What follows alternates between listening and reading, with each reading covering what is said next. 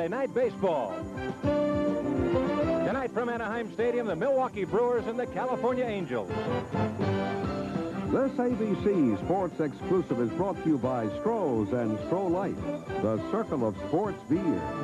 By Chevrolet, who invites you to see today's Chevy, drive today's Chevy, live today's Chevy. By the U.S. Armed Forces, it's a great place to start. And by IBM and its family of personal printers for the finishing touch.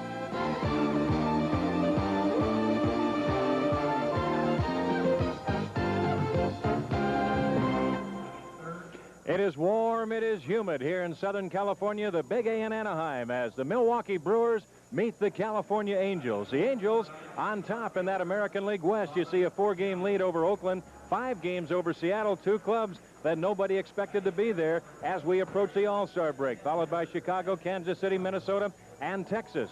As far as the American League East is concerned, it is starting to build up. Toronto, 2.5 games over the Detroit Tigers, 4.5 over New York. Baltimore 6.5 back, Boston 8.5, these Brewers at 11, and Cleveland at 23.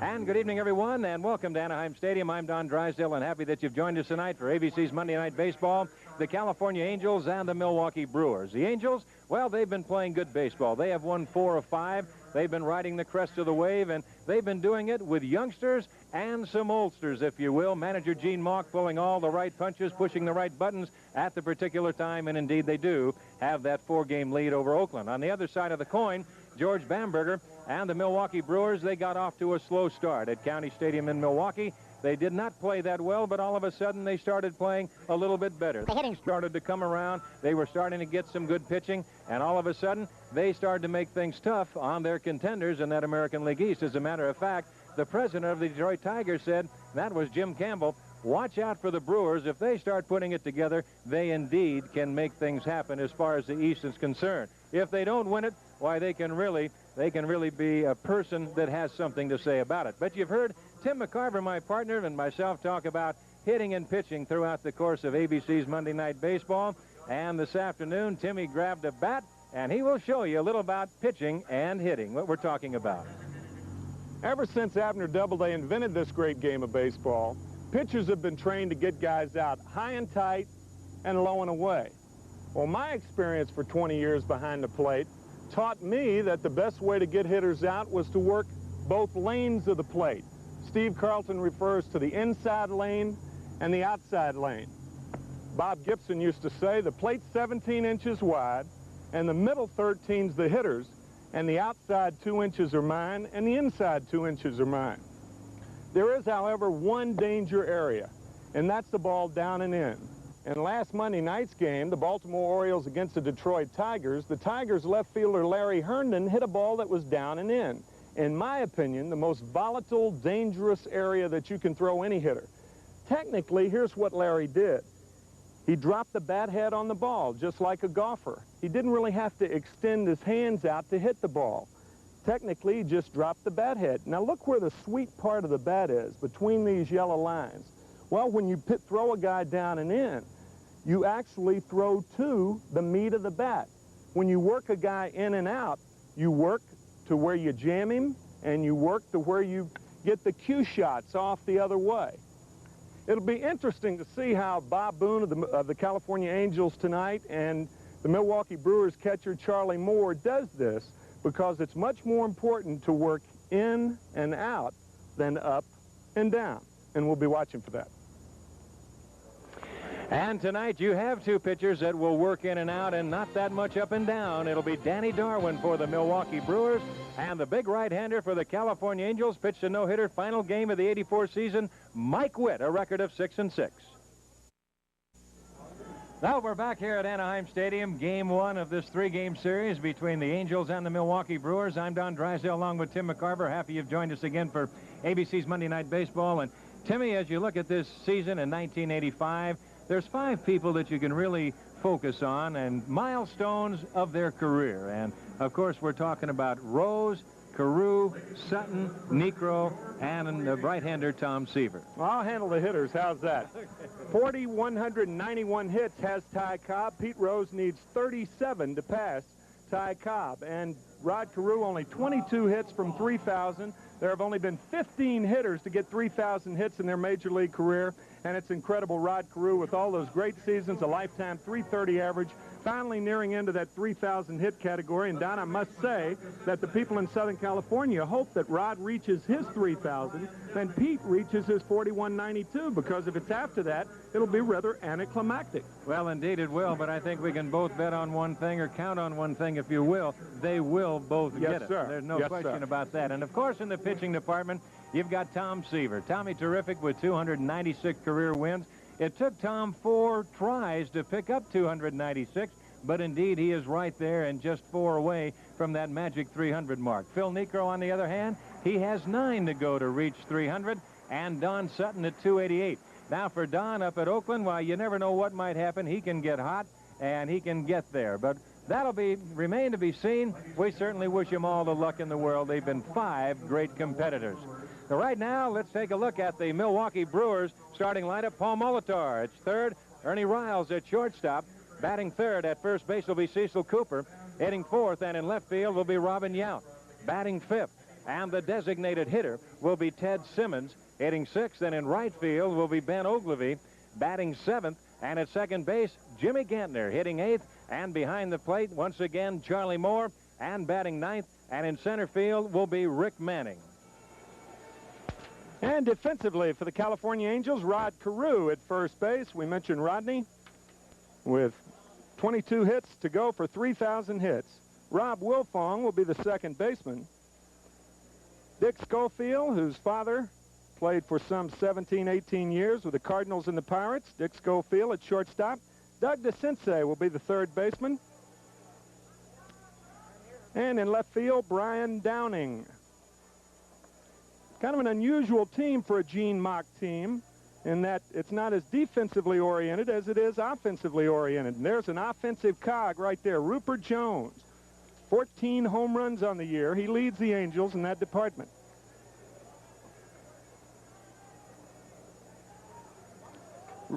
Reggie Jackson not out there yet, but he will be in right field. Bob Boone behind the plate for the Angels. Bobby almost has 1,600 games caught behind home plate. The leader in that category, Al Lopez, with 1,918 behind home. And Mike Witt on the mound, 6-6 lifetime. Make that 6-6 this year, a 3.03 ERA, has 1 shutout on the year. And there's Reggie Jackson.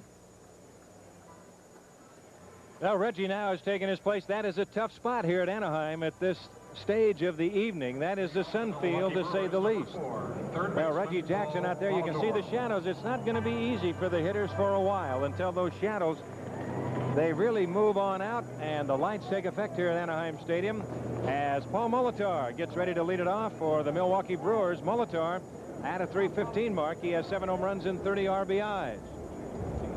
Molitor, you might say, a catalyst as far as this Milwaukee ball club is concerned. If Molitor can have a good year, get on base, he can make a lot of things happen. Good speed, handles the bat well, certainly will bunt, as DeCinces is well aware of that, and he's up inside the bag at third, and the big right-hander Mike Witt making his 18th start of the year, ready to go to work. And we're underway. That fastball in and over. Darrell Cousins, the home plate umpire, signaling the strike. Witt, an excellent fastball to go along with an excellent curveball. He hangs that one, misses inside, and the count 1-1. If Witt will do anything, Timmy, and we've talked about this so many times on and off of the air, it's a pitcher sometimes falling in love with that breaking pitch when he's not necessarily a curveball pitcher. That curve is high, 2-1. Well, then that's up to the catcher to really remind his pitcher what his best pitch is, and there's one of your finer catchers around, Bob Boone. Came up as a third baseman in the Philly chain back in '72. That fastball is outside, and the count, 3 balls and a strike to Molitor with Ernie Riles on deck. Molitor, he is just dedicated to have a good year. He wants to be a member of the American League All-Star team. That's fouled away right side and out of play. That's primarily because last year was taken away from him. Molitor on May 2nd of last year had surgery, to the right elbow. Well, he had the same type of surgery that Tommy John had. And he might be the first non-pitcher to undergo that kind of surgery as that's fouled away. The tendon in his left forearm was replaced by the medial collateral ligament in his right elbow. Boy, I'll tell you. And speaking of Tommy John, rumor has it right now, and we're going to check this out even a little bit further, that Tommy John has indeed signed with the Oakland A's. We knew that he was up there working out with Oakland. That's fouled away, so Witt staying away from Molitor, and Molitor fouling him off to the right side. So we will continue on the Tommy John and Oakland A's story throughout the course of this broadcast. And we'll pass along any information that we might have, just clarifying what word we do have already. That rumor has it that he has indeed signed with Oakland. 3-2 pitch, that's fouled away. We will be talking to the Vice President General Manager of the California Angels, Mike Port. John, of course, released by the Angels. And I'm sure that the Angels would certainly have some knowledge of what was going on with Tommy John, because there are dollars and cents involved. That's right.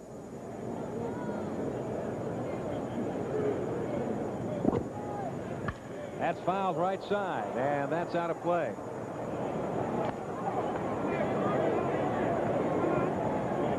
Molitor hitting .315, and for a leadoff hitter, he will take the base on balls.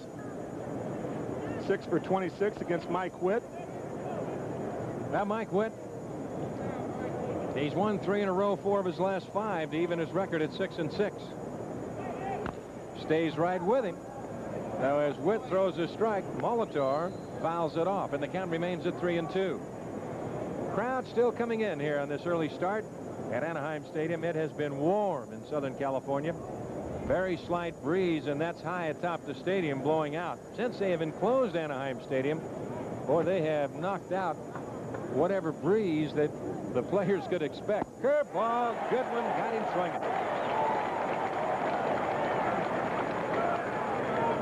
Batting second, number 1. Well, Mike Witt went with one fastball after the other, and after Molitor had fouled off about 6 or 7 fastballs, here comes Uncle Charlie, Yacker, Yellowhammer.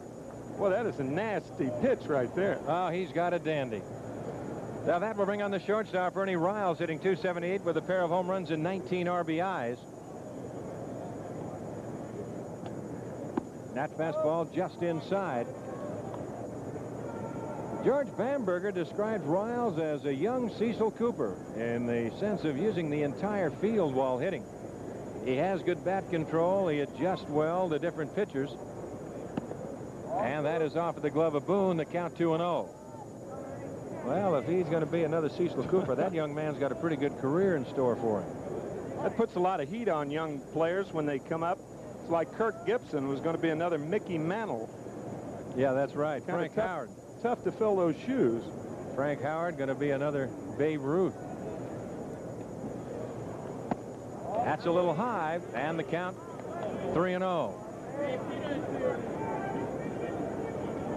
Frank Howard, of course, now a coach with the Milwaukee Brewers. Managed the Padres several years ago. The Dodger Rookie of the Year in 1960, and you played with him, Don. Oh, yeah. That fastball is taken low and inside. There's Big Hondo, as they call him. So Riles is aboard, and that'll bring on Batting Cecil third, Cooper. Number 15, first baseman, Cecil Cooper.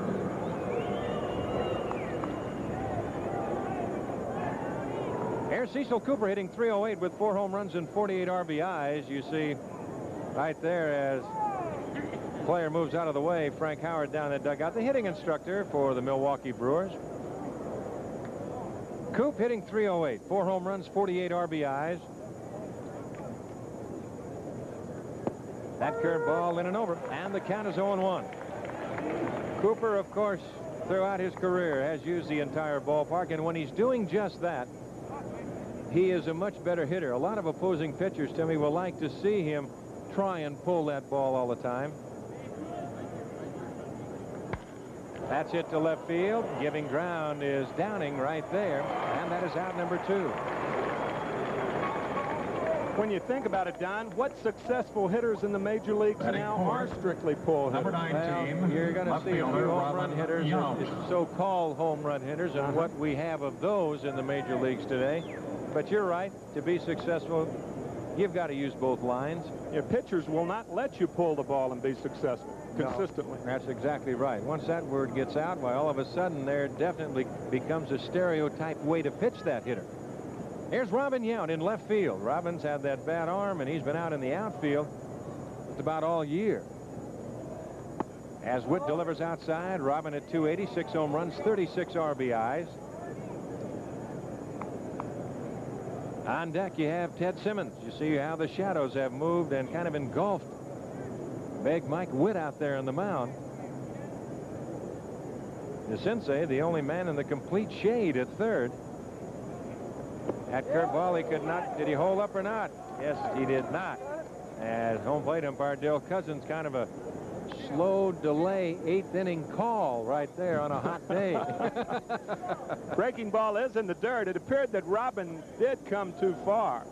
Looks like Mike Witt's a type of pitcher that you can run on, even though the Milwaukee Brewers are not a running ball club. Molitor has stolen 17 bases. Riles had good stats in the minor leagues. He had 21 stolen bases a couple of years ago.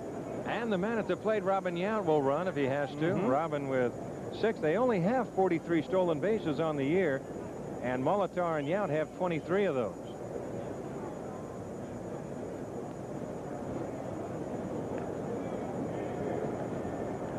Yount, I mentioned before, out in left field, and he will play that with the same aggressiveness that he did at shortstop. That's low. So Witt kind of staggering and opening up quite a bit on that breaking pitch, and when you do that with that left shoulder, boy, that is going to carry you outside, and you'll be there all day long.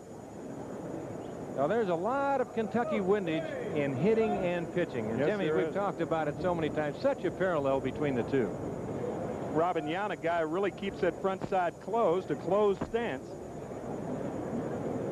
Look at that front shoulder.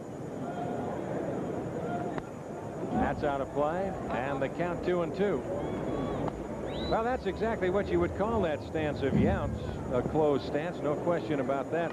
Robin, when he's hitting right, and he will drive the ball well to the opposite field. Reggie Jackson in right, straight away and deep. Yount with good power. There's Riles at first, and they will chase him back with a toss. A lot of managers run on this count 2-2 and 2 out. But if it's a ball on Robin Yount, the runner's compelled to run anyway. I do not think this is a good running count, but a lot of guys do it. You're taking a gamble on one pitch is what you're doing. There's Right. the ball. And it's now 3-2. So the full count, 2 outs, and Riles will be off with the pitch.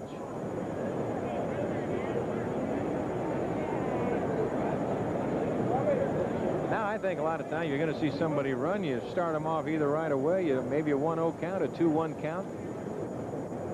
There goes the runner, and the curveball gets him looking. Yount knew it. He just throws the bat away, and that will do it. No runs, no hits, no errors, and a man left after the first half inning of play. It's Milwaukee 0, and the California Angels coming up.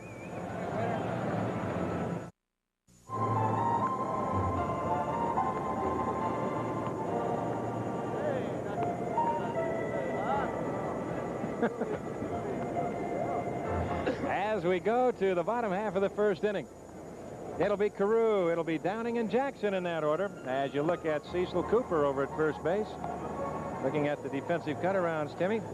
Jim Gantner will be the second baseman. Jimmy, a real gamer. Of course, Cecil Cooper is also. Jim Gantner, a very, very valuable man. Ernie Riles, the shortstop. There's Ernest. And Paul Molitor coming back from the operation that we talked about in the top half of the inning. In left field, Robin Yount, MVP shortstop of the world with the American League champion Brewers back in '82. Rick Manning, the center fielder. Rick coming over from Cleveland, of course. And Ben Ogilvie, Gentle Ben in right field. Charlie Moore will be behind the plate. And Danny Darwin who came to the Milwaukee Brewers in a four-way deal between Kansas City, the Mets, Milwaukee, and the Texas Rangers. 6-8 on the year, a 3.74, his 18th start of the year. And he has lost 4 in a row. There's your Angel lineup. It'll be Carew, Downing, and Jackson, the top 3. The middle 3 of Jones, DeCinces, and Grich. And the bottom 3 of Wilfong, Boone, and Schofield.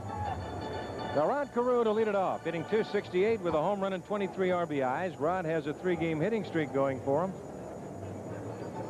Molitor shortens up at third onto the grass. Cooper kind of shading his eyes at first, looking up, checking that sun. As we mentioned before, the tough sun field, right field, this time of day here at Anaheim Stadium. Now Danny Darwin ready to go to work and delivers outside. Darwin, at times as you watch him throw, that's taken down low. Darwin is basically, I think he's more effective as a sinker ball type pitcher, and he does so many things to eliminate that. That's high and away. He's a straight up and down pitcher, and when you get a straight up and down pitcher who should be a sinker ball pitcher, boy, you're talking about a head-on collision. And right there, 4 pitches in Carew's aboard. A pitcher like that, Don, does not give the lower part of his body a chance to help him out. Left fielder. If you look at some of the great pitchers, Tom Seaver, a great example, how he pushes off that back right leg. But as you mentioned, Danny Darwin pitches with that stiff back leg, and really it's a very difficult thing to keep that ball down.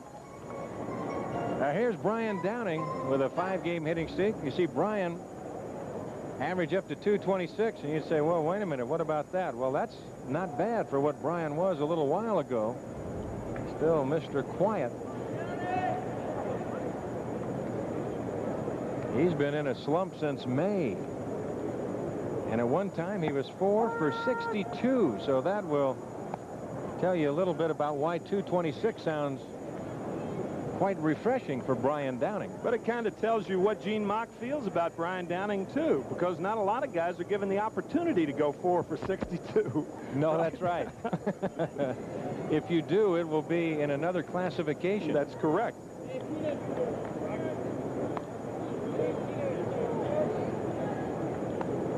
Now they'll keep Carew close. Downing with a 5-game hitting streak. And Reggie Jackson on deck. That's high. 1 ball and 1 strike. Well, if you wouldn't know any better, you would. It's almost like that Darwin's pitching with a corset on. Like there was something wrong with him. Bad lower back is what it looks like. That strange twofold pitching movement from the stretch. Watch how he kicks out that left leg and then goes home.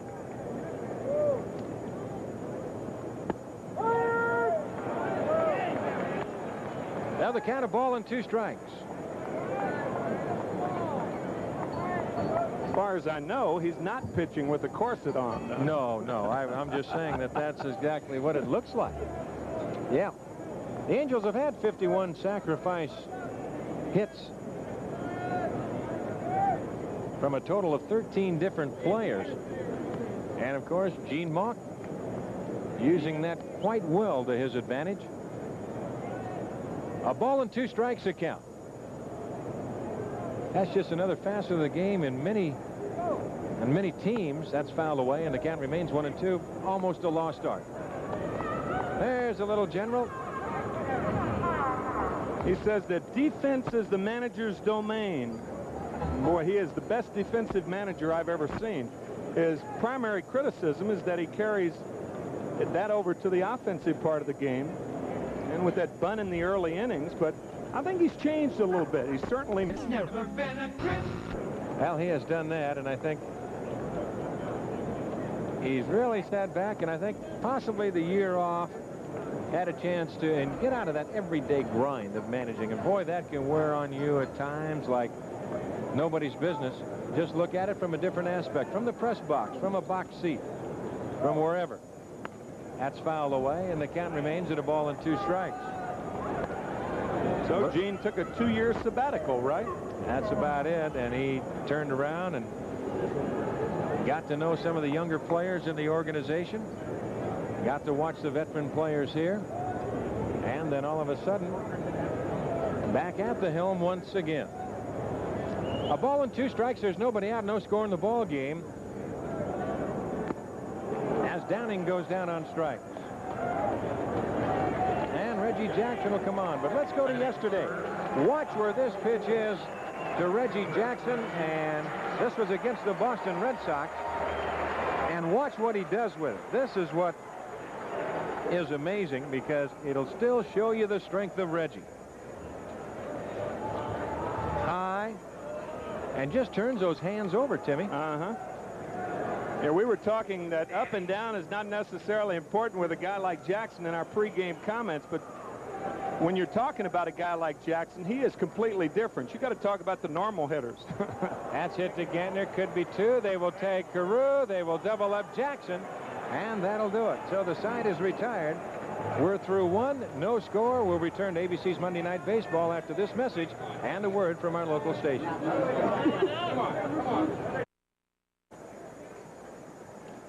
As we go to the top of the 2nd inning, there's no score in the ball game. It'll be Ted Simmons, Ben Oglivie, and Jimmy Gantner in that order to face the right-hander Mike Witt. Simmons hitting .257, 5 home runs, 39 RBIs.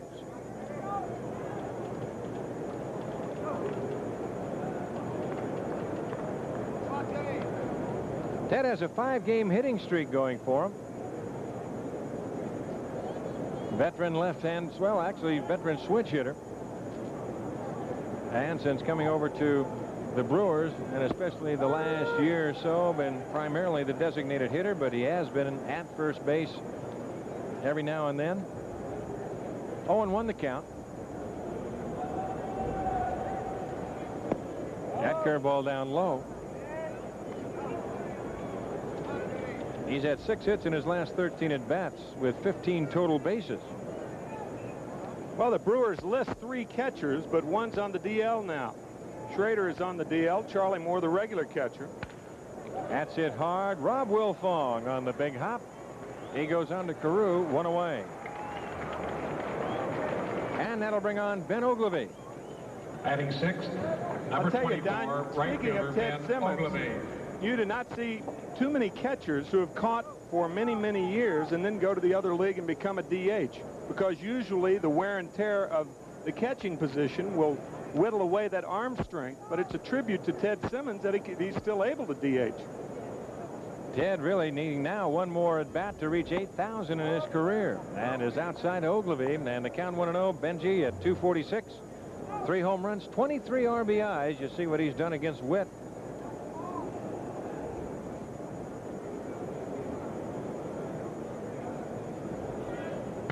That's line to left, and that's going to be a base hit. Brian Downing will come on and play it on a hop. So the Brewers pick up their first hit of the evening. That's the first hit of the ball game for either side, and it'll bring on Jimmy Gantner. Number 17, second baseman Jim Gantner. Gantner hitting .262, 3 home runs, 29 RBIs, as you see Oglivie at first. Gantner, well, he's in another one of those classified columns that I like to use, kind of the Muggsy type player. He'll get down, he'll rub his nose right in the dirt for you. Boy, I tell you, he's tough. He'll battle you all the way. Curveball inside almost ticked him on that back foot, and maybe it did. It did. So Gantner hit with a breaking pitch. No, you just said he'd take 1 for the team, and he's up there doing it. That curveball just kept coming, and Jim obviously was into his stride, and the ball just hit him on the foot. If you're going to take 1 for the team, you want to do it in that capacity, or in that fashion, I should say. Now runs at first and second, runners, and that will bring on Charlie Moore, who's hit safely in 8 of 9 ball games, hitting .246, 17 RBIs. Charlie, of course, the catcher. Then all of a sudden moved to the outfield and did an excellent job. Bounce to DeCinces, foul.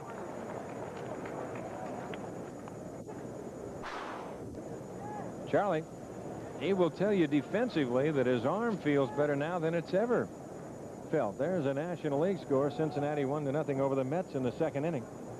And the Dodgers 2-1 over Pittsburgh in the second inning. One of the big reasons Charlie said that his arm felt a lot better is he had a couple of years playing the outfield, and he had a chance to stretch that arm out. That's an important thing that catchers do not do. They have to throw it back to the pitcher and throw to second base and rarely have a chance to stretch it out. And those two years in right field helped Charlie a great deal. That curveball in and over.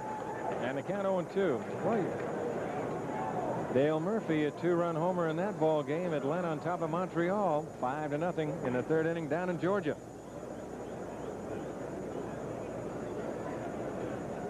Ogilvy at second base with Jimmy Gantner at first. And the count 0-2 to Charlie Moore with Rick Manning on deck. Just got a piece of the breaking pitch. The count remains 0-2. American League in the third inning. Tigers 3-1 over the White Sox. Carlton Fisk has accounted for the White Sox run. Larry Herndon has homered for the Tigers. Cleveland 1-0 over Texas in the second inning.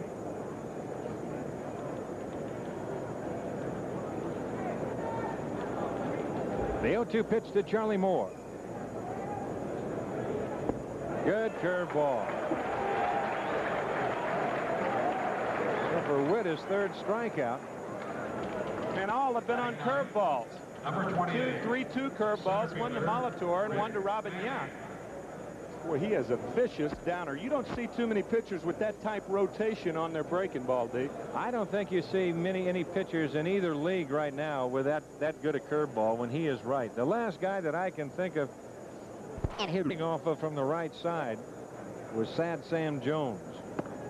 There's the breaking pitch to Manning for the strike. And I'll tell you, he'd make you want to just get on your hands and knees and crawl home. He was that way when you caught him, too, and you knew it was coming. Oh, what a curveball. And a variation of curveballs. Uh-huh.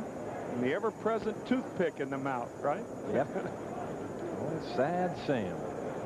What a guy he was.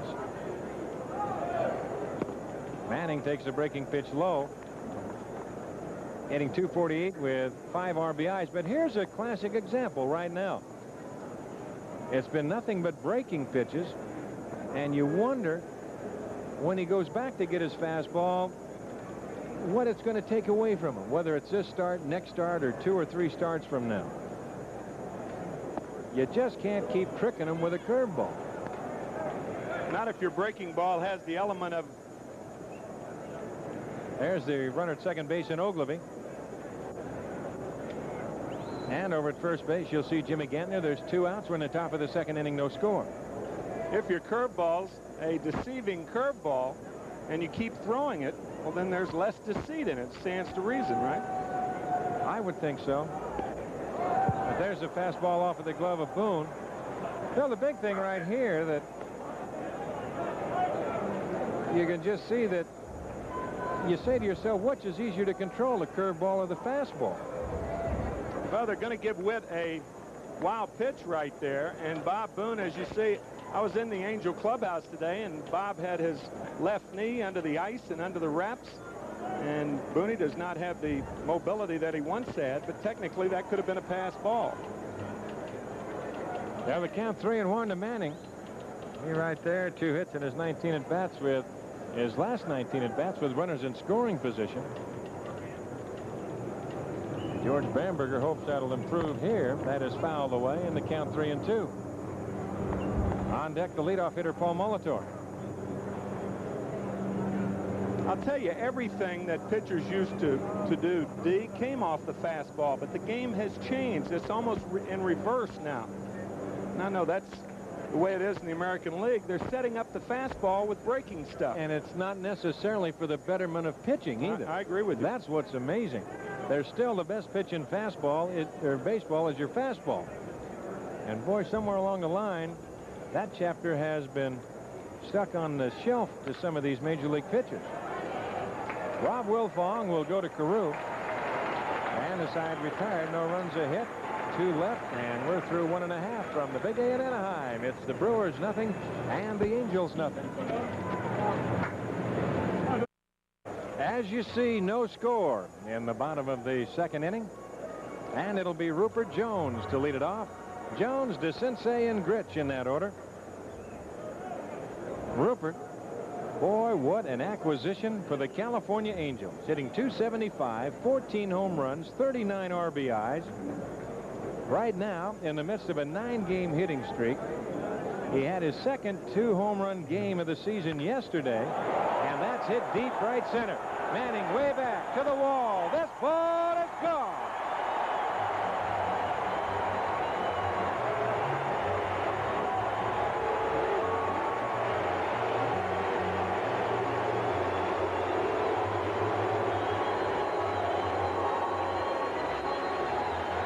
As you said, Rupert Jones with 2 home runs in yesterday's game against the Red Sox, and he picks up right where he left off, a breaking ball from Danny Darwin. And Rupert looks like he was looking for that pitch. If he wasn't looking for it, he adjusted rather well. And if he was looking for it, he got it. That's right. Well, 15 home runs for Rupert Jones. I'll tell you, that is a man for a man who they just picked up. That's all. And to tell you a little bit more about Jones, as DeCinces takes low 1-0, the Angels on top 1-0. Jones has now reached base 11 consecutive times, one shy of the Angel team record. That is well right center, but Manning is there to run it down. Will do so. And there's one away, and here's Bobby Grich. Number 4, designated hitter. Well, the man that he has one behind as far as the Angels is concerned is the man coming to the plate right now, and Bobby Grich. That was set last year. The Major League record is 16. And by Ted Williams. Not a bad hitter. Here's Bobby Grich. He's sporting a 9-game hitting streak. Hitting .262. Takes a strike, 0-1. Grich with 4 home runs, 25 RBIs. Bobby likes this ballpark. He hits well in this ballpark because for the fact that Grich, when he's hitting right, will use the entire ballpark also, and he has the power to reach those right field seats. He even uses the ballpark, all over the ballpark defensively, too. He's played first, second, third. There's a strike, and the count goes to 2-2. I mentioned before, Bobby's hit safely in 9 straight ball games. Originally drafted by the Orioles back in '67, one of the hot hitters, as you can see last week, .478. Out of play, the count remains at 2 balls and 2 strikes with Rob Wilfong on deck. Bobby in his 14th full season in the major leagues, and he has always been a hard-nosed type player. Down the right side foul. Playing better defense right now, he says, compared to the last previous year or two. And one of the reasons being, he said, for so many years, when the ball was hit, he'd go after the ball running straight up and down. He now stays down, and he sees the ball much better. He glides. That's hit to right field. Ogilvy fighting that sun right there. And there's 2 gone. And, of course, that stands to reason. Stay down, you can move and flow much better. And Grich doing just that. Batting 7. There's 2 going to Wilfong. Rob hitting 182, 3 home runs, and 10 RBI.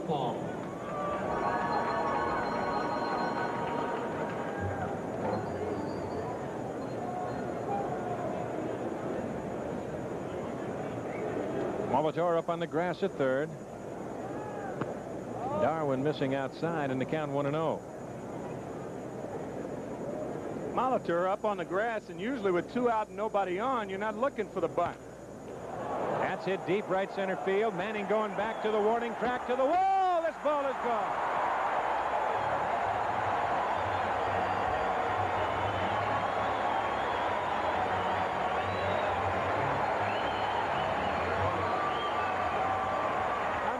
The Milwaukee Brewers are wishing that Rob Wilfong would have bunted then. How about that? His 4th home run of the year. He only had 9 coming into this year, and he's had 4 already. We're not into the All-Star break. That breaking ball, a little lazy breaking ball. a roller. The action stopped on the spin, and Wilfong took over from there. It's like hitting it off a tee, D. That's exactly right. As Bob Boone comes on, there's a breaking pitch outside. Now Booney, a little different stance, Timmy. Yeah, he's got that wide open stance. Moose Stubing, the third base coach, has helped him with it. And he just picks his left foot up and puts it right back down.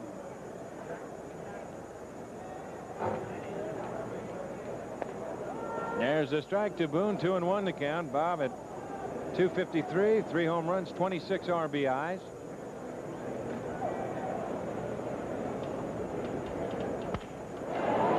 Jams him, pushes it to the right side. Gantner to Cooper, and the Angels are gone, but not before they pick up 2 runs on 2 hits, 2 home runs, one by Jones, one by Wilfong. There's no errors and nobody left on base.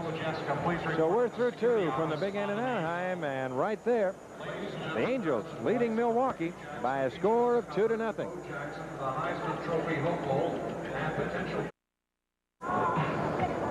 Now that's the story as we go to the top half of the third. The Angels on top 2-0. Home runs by Jones and Wilfong in the second inning. That's the 3rd time that the Angels have had 2-run homers in an inning this year.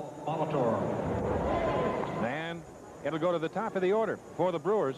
It'll be Molitor, Riles, and Cooper here in the top of the third. Molitor struck out his first time at bat. Witt has struck out 3, walked 1. He's allowed 1 single. 1-out single by Ogilvy in the second.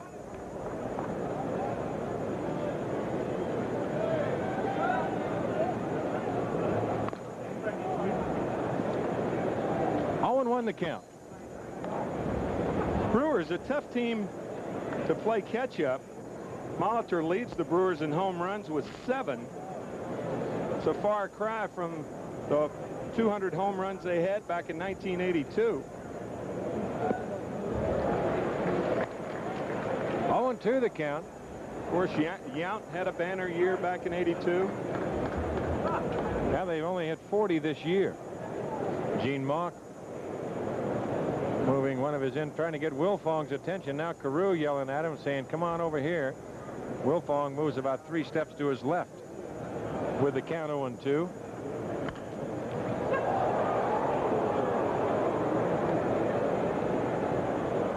The count remains no balls and 2 strikes. How about the production they got in 1982 from their first 3 hitters? Robert Yount with 210 hits. Cooper had 205, and Molitor 201. What a ball club that was. Yes, it was. And that's exactly why they were in the World Series. Together, they scored 369 runs that year. 40% of the Brewers' runs were scored by 3 guys. A ball and 2 strikes to count. Pull left side. There is Schofield. Got to hurry, man. They can't get him. Once he double clutched, they lost it.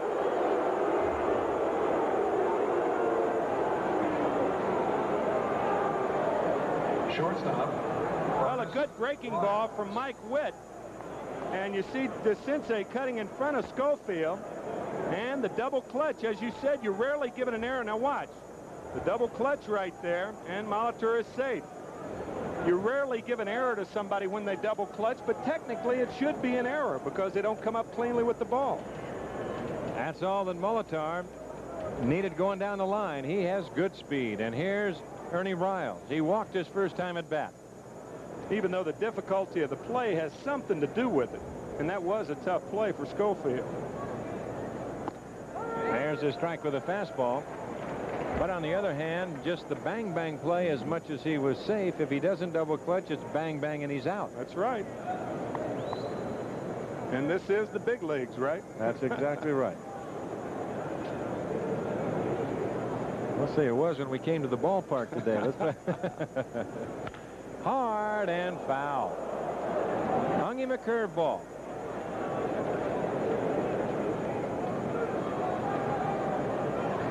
It's really quite easy to see why Witt would be a little inconsistent with his fastball and his curveball. He's not taking that full turn as he makes his turn. When you watch him, he just gets about halfway and then he's out square-shouldered at the hitter. A pitcher has to be just like a golfer making a shoulder turn. And a pitcher has to do the same thing. When you take the club head back in golf, you got to make that shoulder turn, and the same way with a pitcher. You've got to make that full shoulder turn and then come back and let the entire body catch up and make everything go in synchronization.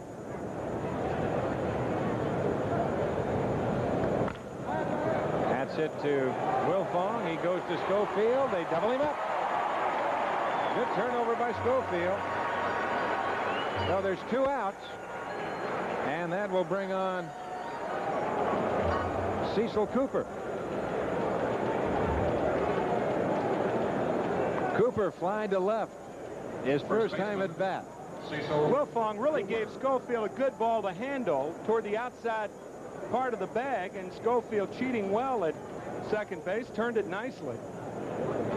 4-6-3 double play is not an easy double play to turn. Not at all, and especially when you've got the speed of Riles and you've got the speed of Molitor bearing down on Schofield at short. Here's Cecil Cooper. And that's it. Deep center field. Rupert Jones turns his back to home plate, back to the wall, and this ball is gone. And Coop knew it as soon as he hit it.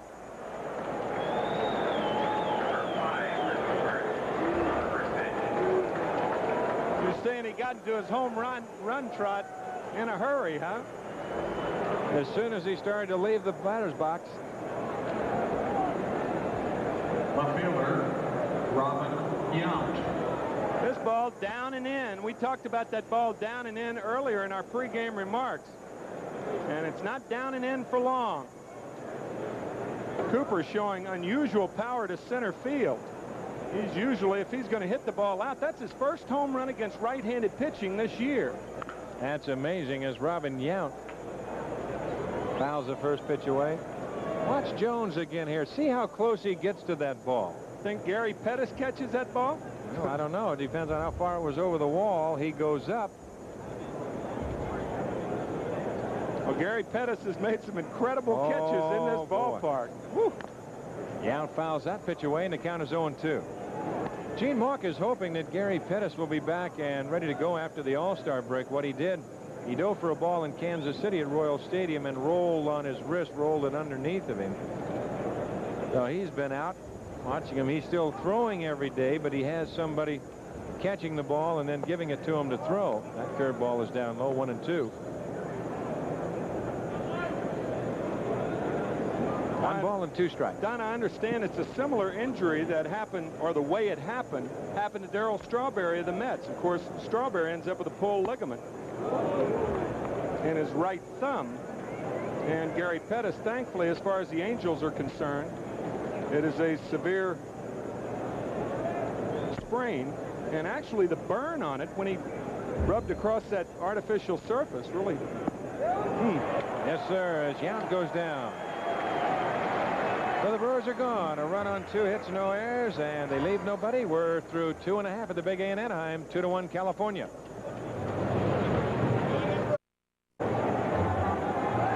That's the story as we go to the bottom of the 3rd inning. And for California, it'll be Dick Schofield. He'll be followed by Rod Carew, the leadoff hitter, and then Brian Downing. Let's see, Milwaukee, their bullpen. Bob Uecker is not there. No. But Bob Uecker is sitting with us in the booth. Robert, good to have you here, babe. This is really a thrill for me. I can't hear you guys too good because I don't have the regular headsets on like you do. I don't know why they didn't give them to me, but it's okay. Schofield as the count, 1 ball and 1 strike. Well, they're talking about the pitchers out in that bullpen. Of course, with nobody out there, they will sit out there and they'll get a good look at the... Hi, everybody. I used to be a regular here. That's out of play. The count 1-2. Talking about here in Anaheim? No. Not on the field. Boy, this is really great to be with you. He used to take care of the booth when I worked out here. This is great.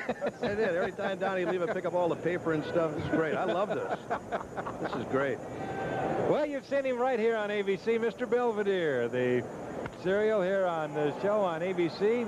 And that's it into center field. Shallow center. Manning is right there.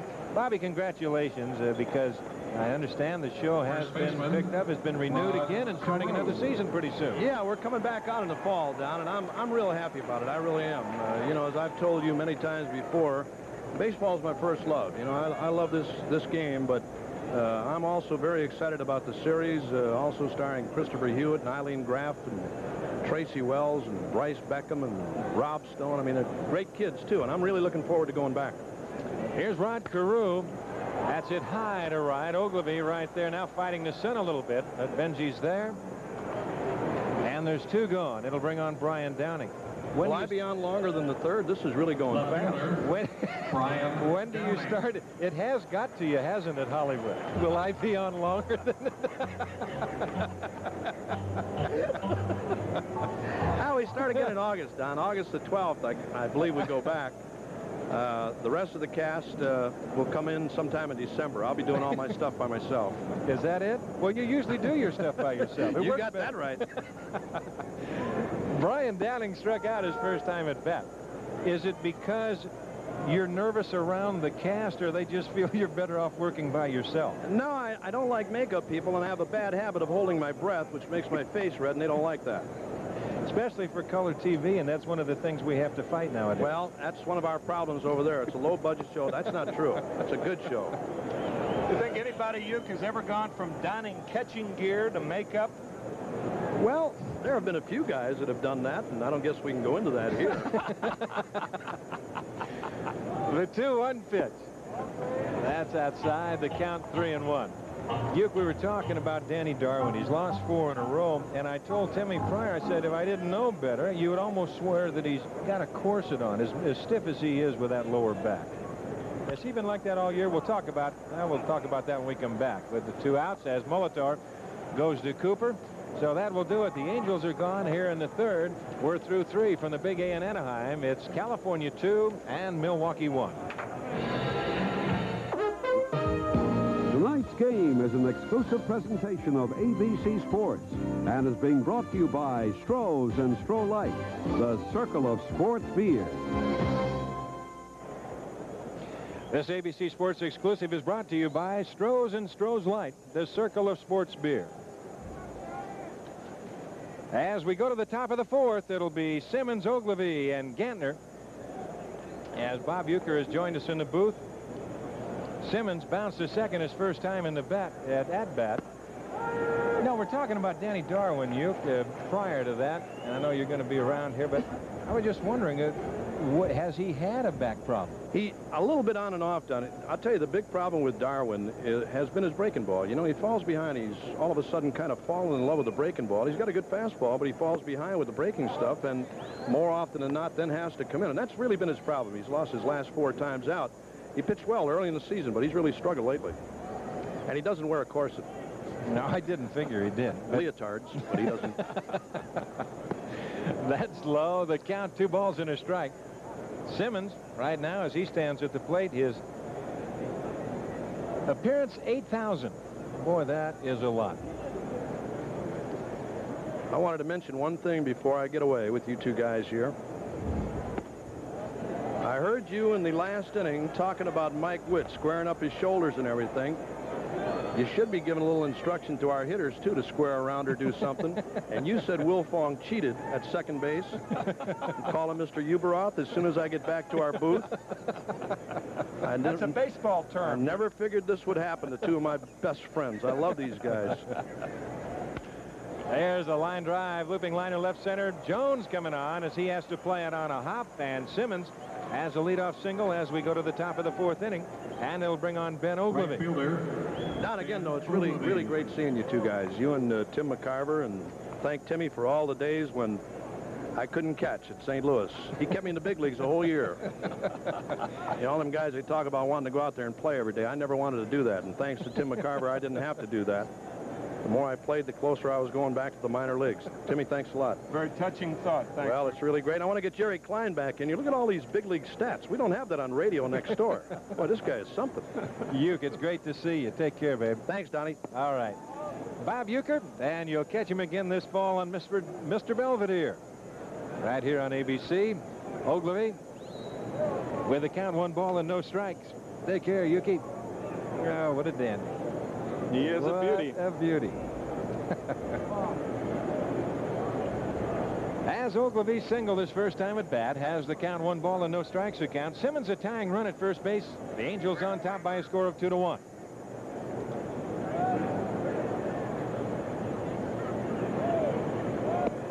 That curveball taken low.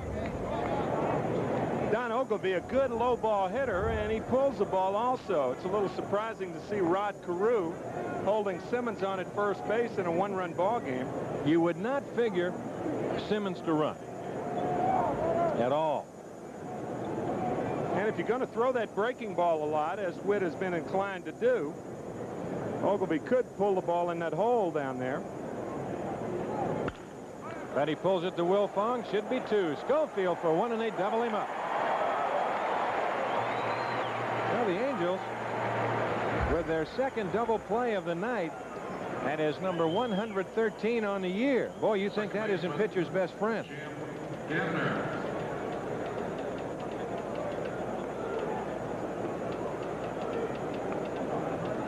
Lonnie Smith with a 2-run homer as Kansas City leads the Yankees 2-0. And Niekro, he's passed Bob Gibson on the all-time strikeout list. We'll get and update those numbers for you as Jimmy Gantner stands in. I know whatever it's going to be a bunch. And is pulled to the right side. Nice big hop for Will Fong. The turn to get him. And just like that, the Brewers are gone. No runs on a hit. We're through 3.5 from the Big A in Anaheim, where the Angels lead the Brewers 2-1. This is Al Troutwig in New York. In Atlanta, the Braves are trying to snap a 5-game losing streak. And Dale Murphy started things off on the right foot in the first inning with a 2-run shot. Since then, the Braves have blasted Bill Gullickson. And in the 5th, Atlanta leads Montreal 7-0. Back to Anaheim. As we go to the bottom of the 4th inning, it'll be Reggie Jackson, Rupert Jones, and Doug DeCinces with the Angels on top 2-1 here at the Big A in Anaheim. It's warm, it's muggy, it's been sultry, and that's about the gist of it here in Southern California. Just plain hot. But we talked about it before, since a enclosed Anaheim Stadium here, which will now seat 60,000 plus, the home of the Angels and the Los Angeles Rams. Boy, that has knocked whatever breeze you used to get in here completely away, Timmy. But it's a beautiful ballpark, no question about it. That's just outside, and the count, a ball and a strike. Darrell Cousins is the home plate umpire. John Shulock at first, Tim Wilkie at second, and John Hirschbeck over at third, the men in blue here tonight.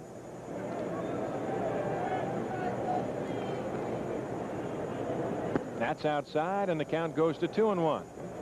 Reggie and Rupert Jones play a little game of long ball in batting practice every day. And Reggie says that carries over to the game. Reggie with 13 home runs and Rupert with 15. Kind of healthy competition, isn't it? It's very nice in-house play, I'm sure of that. That's out of play. He was on that ball pretty good and just did miss it. A change, he got it up over the plate. 516 career home runs. He's only 5 behind Ted Williams and Willie McCovey. Matter of fact, he passed McCovey yesterday in RBIs. Reggie's saying just one more of those, please.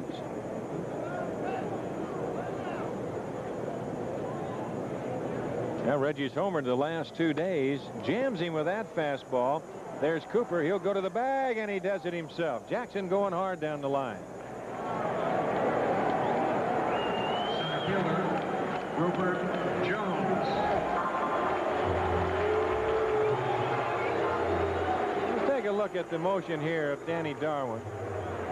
You see how stiff-legged that back leg is till he gets out there, and then in more of a straight up, and he hits that leg, and he's straight up and down. Now, the only thing that moves that ball in and out there actually is the arm. He had it right into the hands of Jackson that time. Danny has not had any major arm problems throughout his career, but throwing like that, you would think that that would be one of the results of throwing like that, Dick. Oh, you would think so. Here's Rupert Jones. See right there, 11 consecutive times he's been on base. He pops that one foul and back out of play. Homered his first time at bat That extended his hitting streak to 10 games. His 15th home run of the year, RBI number 40. Rupert, a straightaway hitter. Good power the other way, and the Brewers have him shaded to pull. He is not a pull hitter. Goes through that fastball, and the count 1-2. No, sir, he has power to all parts of the ballpark. He had 12 home runs for the world champion Tigers last year. This is his 6th major league club. To the hole, there is Cooper. He will go to Darwin, and Jones is retired, 2 gone. So he falls 1 short of the Angel Club record for consecutive times on base. That was 12 by Bobby Grich last year. Jones, 11. And Doug DeCinces stands in.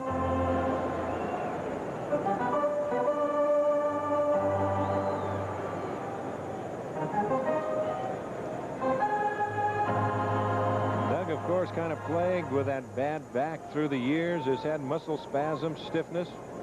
There's a lot of stretching.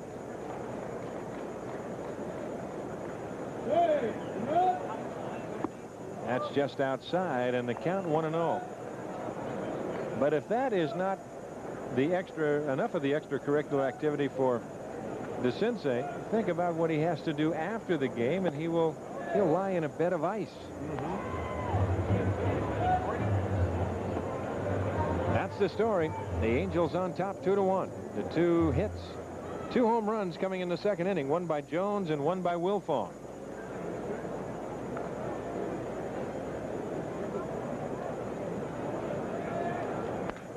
That's out of play. The count 2 balls and a strike. Don, one of your old teammates, Maury Wills, when he went to the Pittsburgh Pirates in the late 70s, after a game, he would sit on a block of ice to protect those legs, hamstrings, and the front parts, the quads.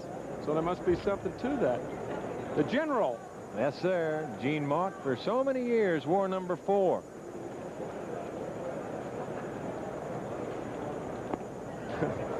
Story behind that is when he came over here to manage, he said Bobby Grich wears number 4, and he's not even going to ask him for that number. So he has switched to number 3. Well, he told me too, he said he made all the Gehrig fans mad at him, so now he'll make all the Ruth fans mad at him. There is Bamberger. Howard. That's wide at third. Look at the play by Molitor. Gets up and throws him out. Fine play by Paul Molitor, and the Angels go 1-2-3 in the 4th inning. We're through 4 right here at the Big A in Anaheim, and let's take another peek at it as we move on out. Great play by Molitor. Molitor diving, and how he can get up and throw a strike and get him by 4 feet. We'll return after this message and news headlines from our local station. Recently he told me, he says, well, he said, I'd like for you to be our backup catcher to Bill Schroeder. And I said, well, I'll do that for you if only if you don't forget that I'm an outfielder, you know, because I thought I had established myself as a pretty good outfielder over the 2 years or 3 years I was out there. And he says, well, we'll have to work on that and see what happens during spring training. So in spring training, most of my work was done behind the plate because they wanted me to work on my skills again behind the plate. And I think I worked pretty hard and kept my mind right. And I think I've helped the club a lot this season. Charlie Moore with a count of ball and a strike. And indeed, that man can help a ball club. He did a whale of a job moving to the outfield. And I'll tell you another spot that where Charlie Moore was such an influence, especially in that pennant-winning year. The way that he could move the ball behind the runner, Timmy. Oh, boy, I'll tell you. He also said the adjustment from the outfield back behind the plate was easier with the Brewers staff because they had a lot of controlled pitchers. And with the exception of Jaime Kokenauer, who can overpower you, the adjustment was made easy because of that. The count, 2 balls and 2 strikes. I'll tell you, I went from behind the plate to first base in 1973, Don, and I found my mind wandering. When you're behind the plate, your mind does not have a chance to wander. No, that's true. You're in on all the action. The 2-2 pitch. That's It's on that outside corner. And Darrell Cousins rings him up. Second time that Moore struck out. Center fielder. That's number 5 for Witt. And it'll bring on Rick Manning.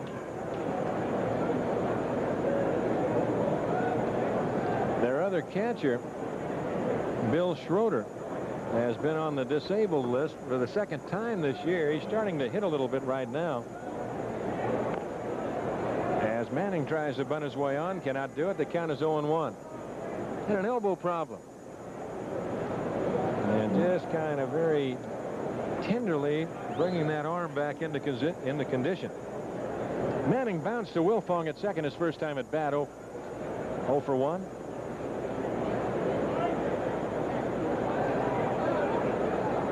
There's a good picture of Mike Witt. There's a curve. There's a good angle right there. Andy Sedaris, our director, and our producer Peter Lasser. You can see what I'm talking about if you watch that left shoulder of Witt's. He really never makes a full turn. All he does is kind of point it at the hitter. And see right there, and for a big man, that is really not enough. There, take a look now. Watch that left shoulder of Witt's. He gets out there quick. He really doesn't have a trigger, does he? Not at all. Just no. like a hitter taking it back just a little bit. You don't really trigger your strength. That's right. He's fortunate that he's got a great arm. That's high left side. There's Schofield looking at DeCinces. DeCinces looking at Schofield, and Schofield says, I will take it. So there's 2 gone, and that will bring on Paul Molitor. Well, you find out when you do make that full shoulder turn that it's so much easier to get yourself into synchronization, because the bigger you are, the more you can afford to take that shoulder turn and then get everything coiled and ready to go at the plate. If you think about how big that man was, he's 6'7", 6'8" almost, and he made a big full turn, whoa, would he have some kind of deception coming at you. There's another good look at the big right-hander, but he's got great stuff. Good curveball. And because he's got great stuff, you don't see Bob Boone moving around behind home plate. He wants Mike Witt to pitch for the 4 corners, the 2 shoulders and the 2 knees, and let the action take care of everything. Mike is not a spot pitcher. He's got a good moving fastball, but not to say that someday he will not be. There you see the fastball. And of course now when he gets way over on top, where's that fastball going to be? It's going to carry him down low and away. And how many has he thrown? He's thrown probably 5 or 6 in that same general pattern so far this evening.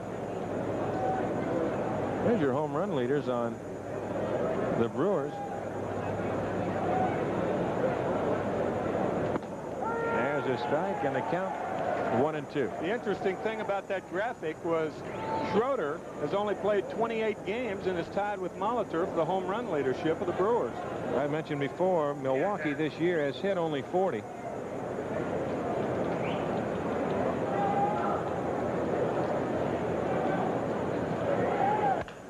Off the end of the bat, right back to Witt. Picks it up, goes to Carew, and the Brewers are gone in the 5th inning. 3 up, 3 down, no runs, no hits, no errors, nobody left.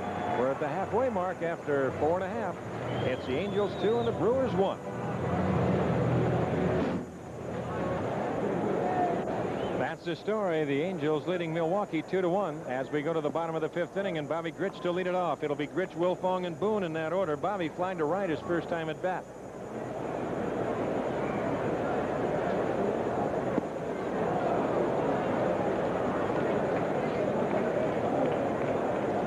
Ball and 1 strike the count.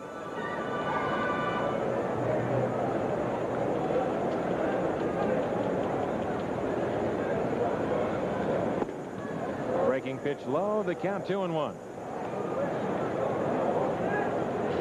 2 home runs for the Angels in this ball game, and Danny Doran has had problems with the home run ball all year long. He's given up 19. That's it, shallow right. Ogilvy started back. Now has to come in a hurry. He can't get it. Ball bounces away. Grich heads up, goes to second. He's there.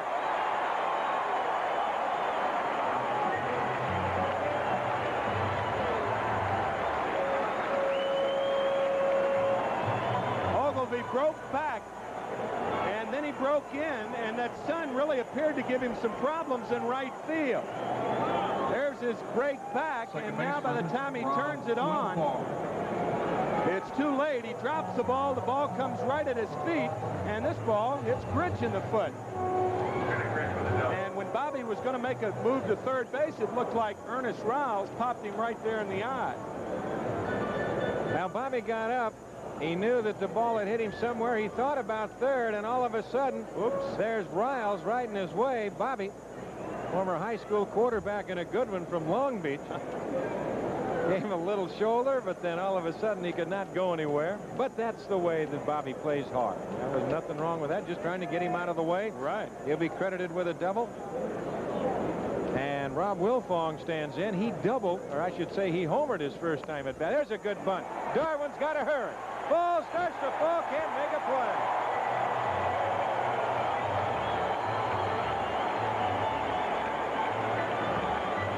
Well, this is no surprise that Wilfong is bunting.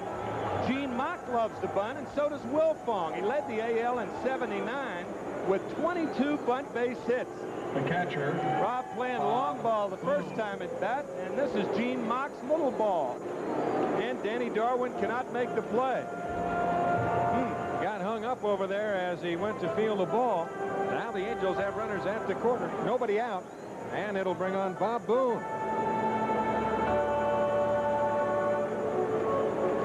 Boone bounced to second his first time at bat. So Grich at third with Wilfong at first.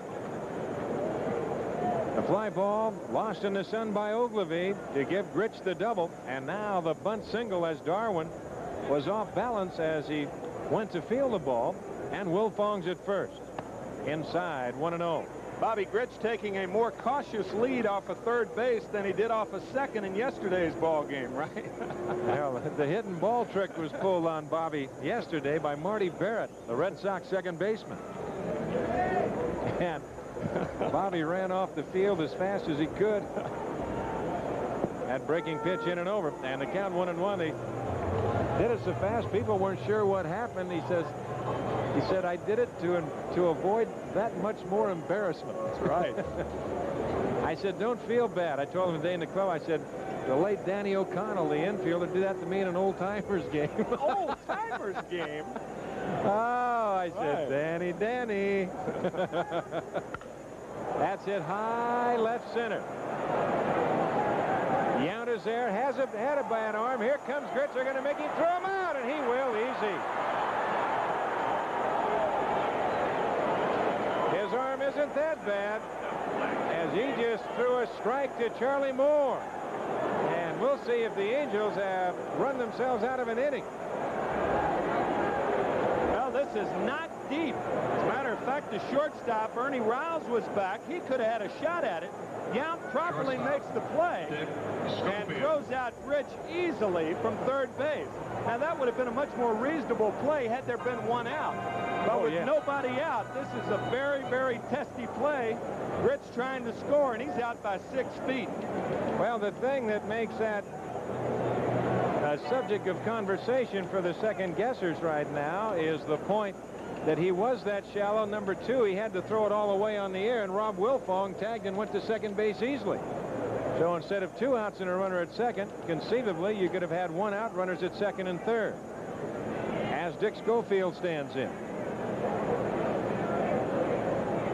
As it stands, you're going to need a base hit from your number 9 hole hitter to score the runner from second.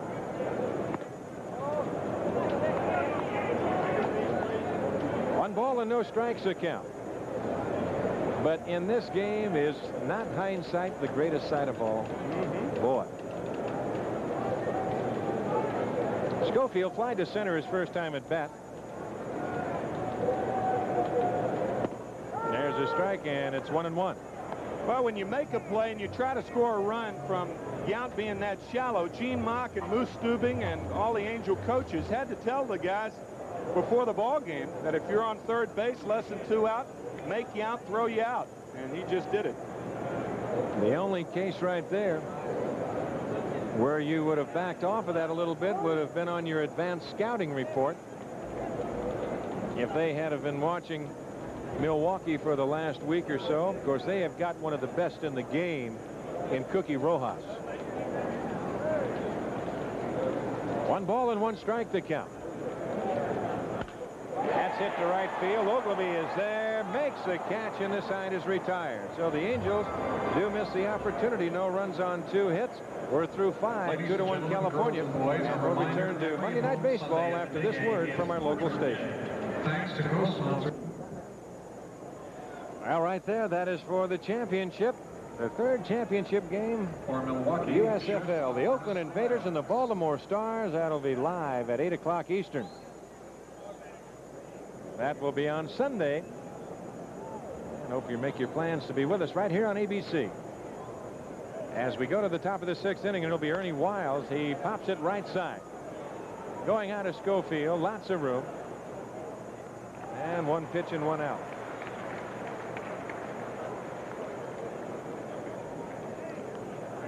So there's 1 out, and that'll bring on Cecil Cooper. First baseman, Cecil Cooper. Well, that USFL championship game will be coming to you on Sunday night from New Jersey. The Stars of Baltimore and the Invaders of Oakland, 8 o'clock Eastern. And just a reminder, we will not be with you next Monday night for ABC's Monday Night Baseball due to the All-Star break. But we'll be coming back your way on the 22nd.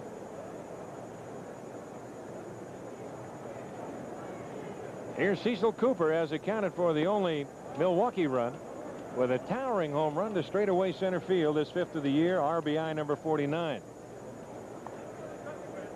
1 ball and no strikes to count. Change, look out by the diving Schofield. That almost took Witt with it. Now Cooper hits it hard and right back up the middle. Like to tore him off of the mound. Right back through the originator. That's right. And that's what you like to see. A good hitter is a guy who will not let a home run make a home run hitter out of it. Cecil hits a home run, and the next time up he comes back and ropes one through the middle. Great wrist, huh? Oh, he does. Now Schofield a little shook up at shortstop, but as the time was taken, kind of knocked the breath out from the little duck. That he's okay.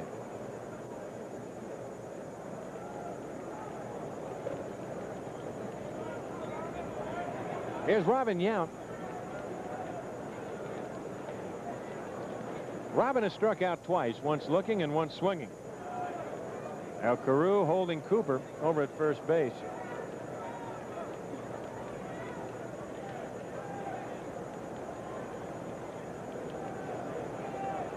That's hit hard to the hole. Base hit left field. He hung him a curveball. Now Cooper to second. He will hold right there, and that'll bring on Ted Simmons. Well, hit number 6 for the Brewers. They've out-hit California 6-4, but the Angels on top 2-1. Hey, it's a lot different when you come up there the 3rd time through the order. Robin Yount had struck out on 2 curveballs, and he came up looking for a curveball. As you see, New York had Cincinnati 3-3 in the 5th. L.A. over Pittsburgh 4-3. That game in the 4th inning. Atlanta whacking up on Montreal 7-zip. Atlanta hoping it's not a game like Thursday night's ball game against those Mets, huh? Here's Ted Simmons. He's 1 for 2 tonight. That's fouled away. Well, the Expos went 19 last night. The Mets 19 the other night down in Georgia. Thinking about having a nice 4th of July. Of course, Tim, you were there. That had to be fun. Starting off with your fireworks show on July 4th, but really getting them July 5th, huh? July 5th, 4 a.m. Oh, no. Man. That's hit to right field. That's going to drop for a base hit. Jackson might have a shot. Cooper, a late start. Throw to the plate. And they get it. Jackson hit it right on the money. And a great block by Boone.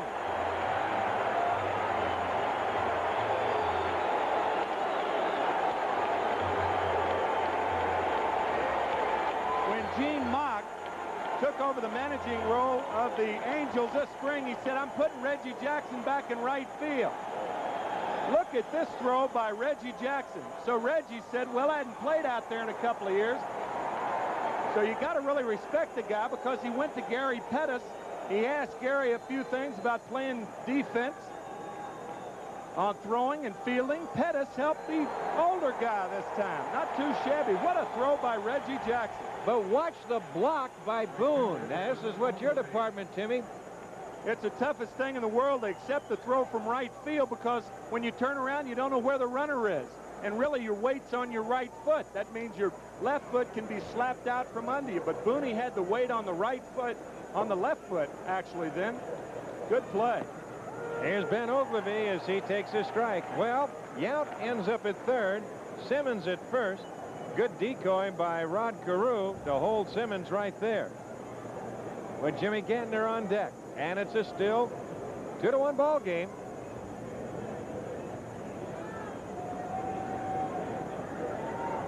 Inside, and the count 1-1. Yes, sir, Boone placed that left foot right at the corner of the plate. And as Cooper tried to make the hook slide, which would be in a runner's mind because he sees the catcher going up the first base side and he wants to hook away from him, all of a sudden he caught a shin guard and he bounced him right around the plate.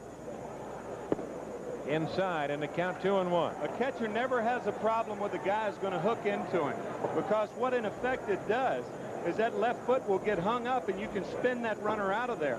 The best way to go into a catcher a lot of times is inside the line, inside of home plate, because any good catcher, when he receives a throw from right field, he has his weight on his outside foot to ward off the runner to the outside. That's inside. 3-1 to Ogilvie. You see Yount at third and Simmons at first. That's the story. Top of the sixth. 2 out, 2 on for the Brewers.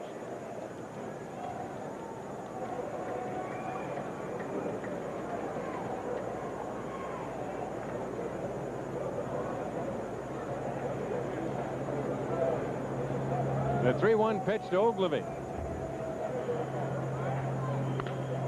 And that's bounced foul. Came back with a 3-1 breaking pitch. And the count full 3-2, so that'll send Simmons on his way with 2 outs from first.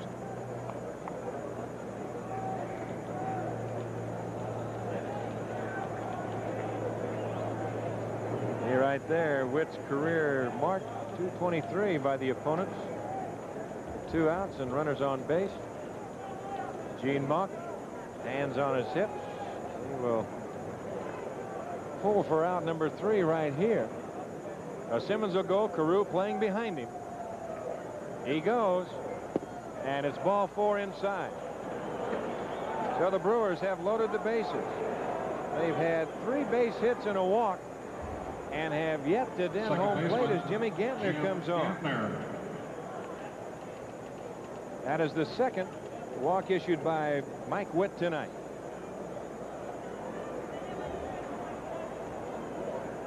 When Gantner, you see, hit by the pitch, that was a curveball. Nicked him in the left shoe. And he bounced to second. And you've got Charlie Moore on deck. Curveball low. And now Bob Boone wants to talk to Witt. There are a lot of different ways of being wild. You said Mike Witt has walked only 2, but he's run a lot of deep counts. And the deeper counts that you run, that means that the hitters are going to see more pitches. And this is the 3rd time through the order. It's not that Mike Witt is getting that tired, but it's just that they take that fastball and they shorten it up a little bit. And they've also had, you'd love to know the ratio of curveballs as compared to fastballs. That's a fastball down and right at the feet.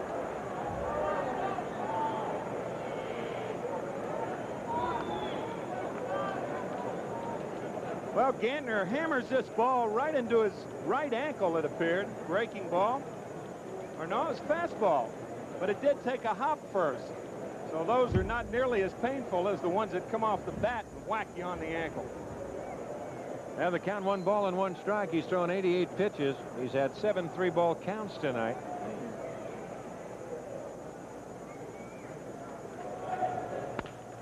To the left side, Schofield on the big hop, goes to Carew, and the side retired. So the Brewers are turned away. We go to the bottom of the 6th inning of play. The Angels lead it 2-1. Moments ago at Tiger Stadium in Detroit, the Chicago White Sox explode for 6 in the 6th. The big blast, Carlton Fisk's grand slam off Aurelio Lopez. Now in the 7th, the White Sox lead the Tigers 8-3. Meanwhile, moments ago, the 5th inning in Cincinnati. Pete Rose doubles home a run to give the Reds a 4-3 lead in the 5th. Pete Rose is now 36 hits away from Ty Cobb as Eddie Milner scores. Let's go back to Don Drysdale in Anaheim. And right here in Anaheim, Rod Carew will lead it off as we go to the bottom of the 6th inning. It'll be Carew, Downing, and Jackson in that order.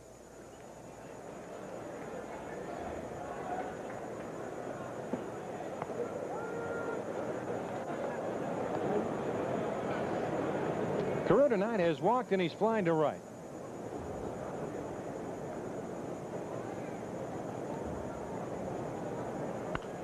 That's out of play. Pete Rose now 36 hits away from catching Ty Cobb, or from passing Ty. And Rodney Klein, 22 hits from 3,000. And you talk to Rod about how do you want hit number 3,000? That's bounced back to Darwin. But I'll tell you about that. Rod says, I'd like to have it a base hit up the middle because that was the first one I ever got in the major leagues off Dave McNally, or drop down a bunt down the third base line, because he's always been noted for bunting, and indeed he has. There's Cleveland 4-0 over Texas in the bottom of the 4th inning. Castillo homered, and right here it's Minnesota 4, Baltimore 4, rain delay in the 7th inning. One going to Downing. He has struck out and bounced to third. 2-2 tie 7th inning, Yankees and Royals.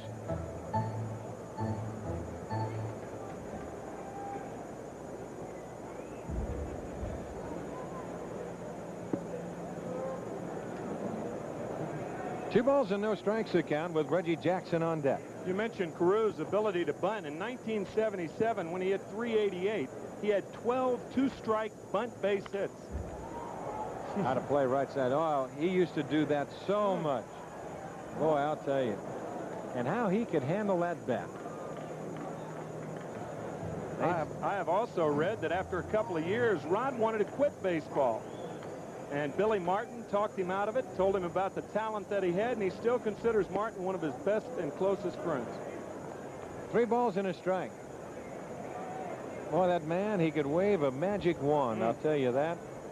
Take that, those hands, it looked like the hands would lead, and all of a sudden turn over, and that little line drive left center field, back up the middle.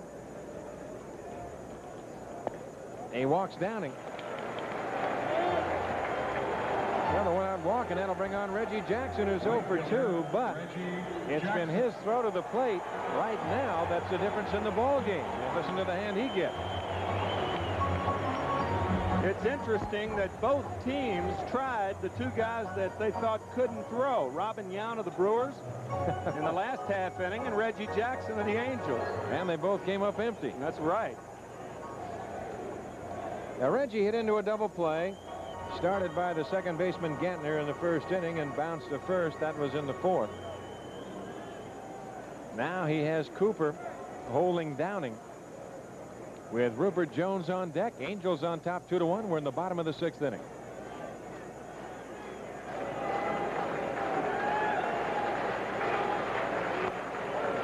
That outside corner. On a night like tonight, that ball will carry very well. The hotter it gets here in Southern California, the better the ball carries. Usually the ball will carry much better here at Anaheim Stadium in the daytime than at night. But as warm and as close as what it is here today, or I should say this early evening, it will carry well.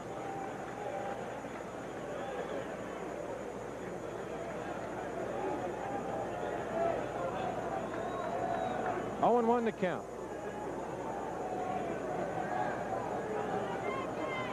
The Brewer bullpen, that's fouled out of play, into action. 0-2 the count. Well, that'll be coming your way this Saturday and Sunday. The Women's Open Golf Championship from Baldwin in Springfield, New Jersey. The most prestigious event on the women's tour. That ought to be a great one. Well, they have a record $318,250 in prize money. Well, I should say I should take that back. That's Alice Miller. leading. Boy, she is cleaned up on the women's tour. Nancy Lopez, winning this last week, is second. Yeah, the Ray Knights had a busy weekend, didn't they? That's outside. 1-2 the count. The Mets swept 2 from Atlanta yesterday as Bob McClure, the left-hander, and Gibson, the right-hander. Bob Gibson and Bob McClure bobbing up and down in the bullpen.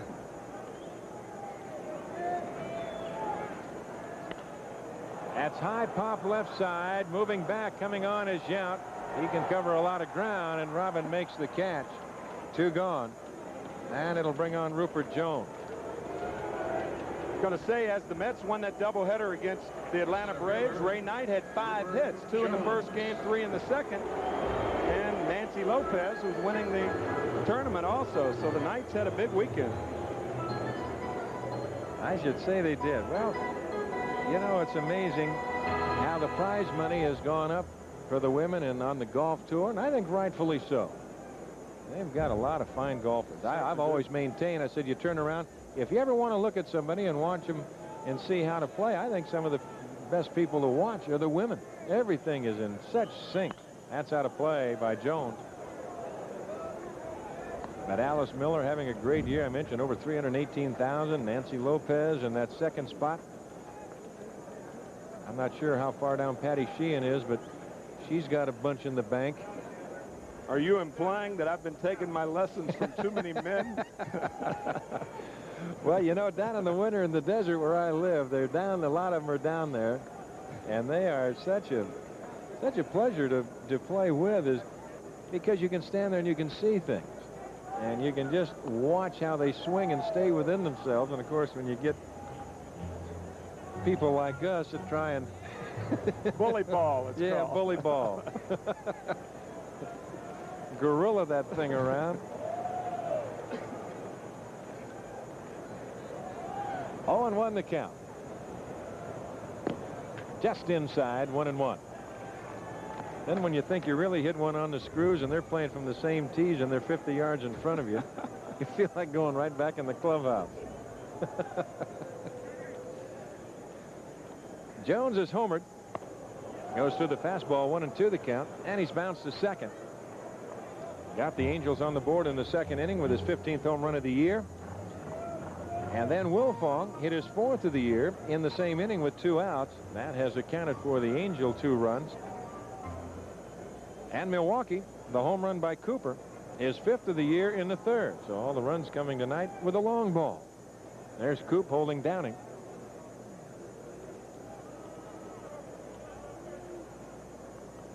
Ball to Straw. Boy, that is a great golf course. Mm-hmm. About 45 minutes from New York City and New Jersey. Got him looking, and Jones knew it, just throws the bat away. And the side retired. We're through 6 from Anaheim Stadium. It's the Angels 2 and the Milwaukee Brewers 1. I'm Al Troutwig in New York with this update from Riverfront Stadium in Cincinnati, where the New York Mets are using the long ball to keep up with the Cincinnati Reds.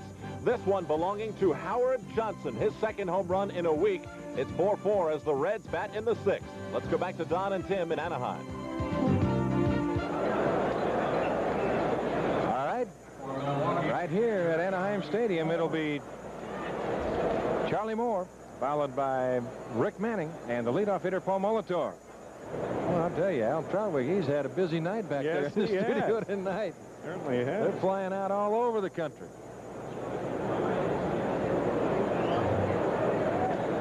Moore has struck out twice.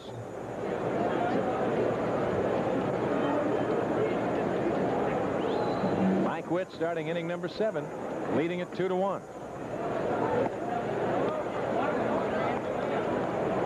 1 ball and no strikes to count.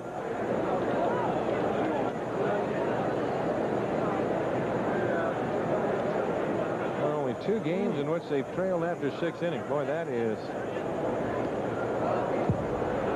You'd almost lose the house and lot on that, Timmy. Yeah, and they don't really have the thump. The Brewers do not have the thump that they once had. Got rid of Gorman Thomas, of course. Robin Yount, that big year in '82. Paul Molitor had 19 home runs in '82. Cecil Cooper with 33 home runs a couple of years ago.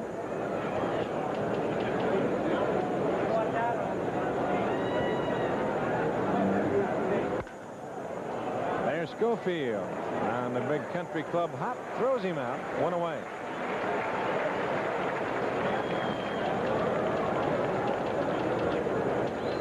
Center fielder, Rick Manning. Tonight's game is an exclusive presentation of ABC Sports and is being brought to you by Bud Light.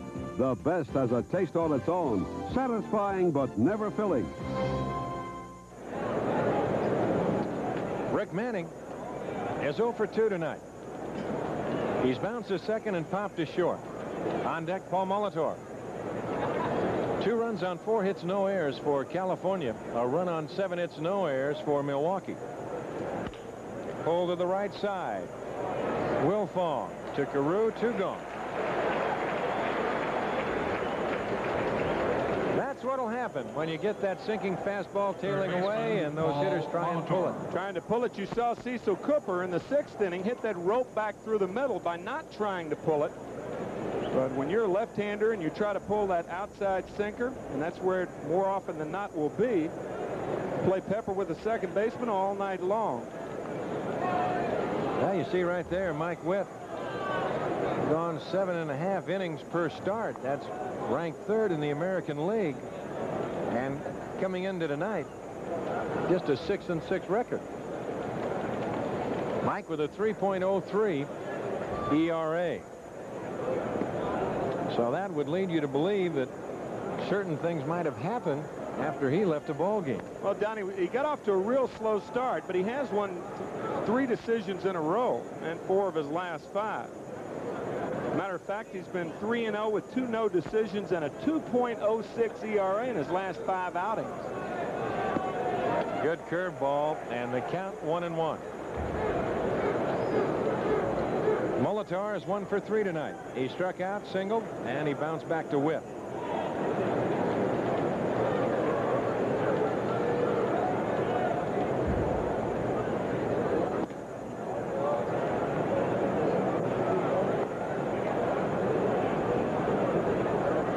Two balls and a strike.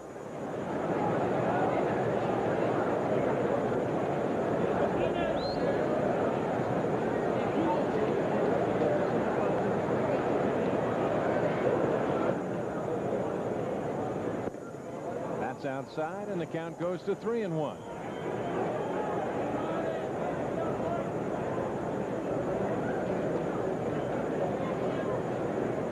Oh, that's a good shot from our center field camera on Witt. As you turn around and watch the turn, that's high, straight up in the air, and Molitor walks now. Be alive.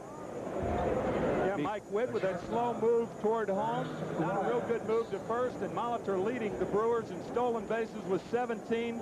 Plus, you have a left-handed hitter up there. It's always tougher to throw for a catcher behind a left-hander than it is for a right-hander because you can't see the runner, regardless of how many times you tell the bench to let you know something. That's right.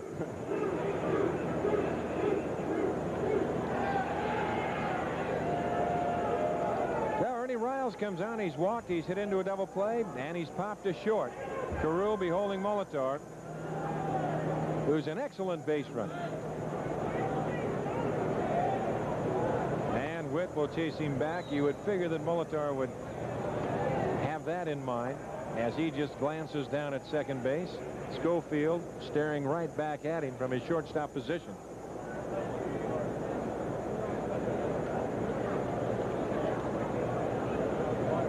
Witt.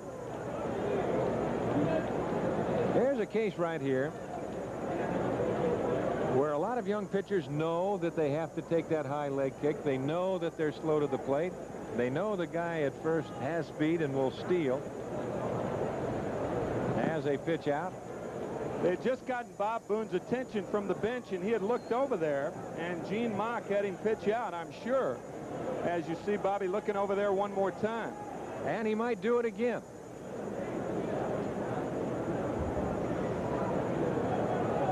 But you've got Riles up on the count, 1-0, with Cooper on deck. There he goes. He didn't pitch out. Throw through. They get it. Boy, Boone got rid of that in a hurry.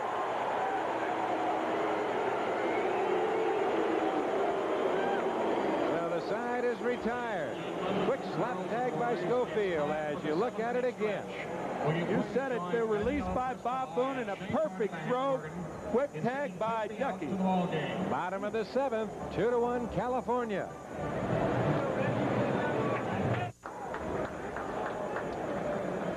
Now you're looking at Donnie Moore down in that Angel bullpen, and prior to the game I asked Gene Mauch about his pitching and about Donnie Moore.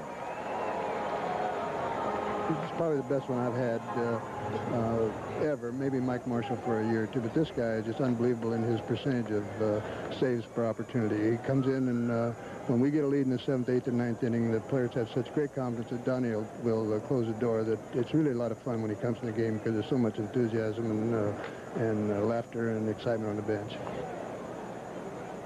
Well, 16 out of 19 in that save department have gone to Donnie Moore.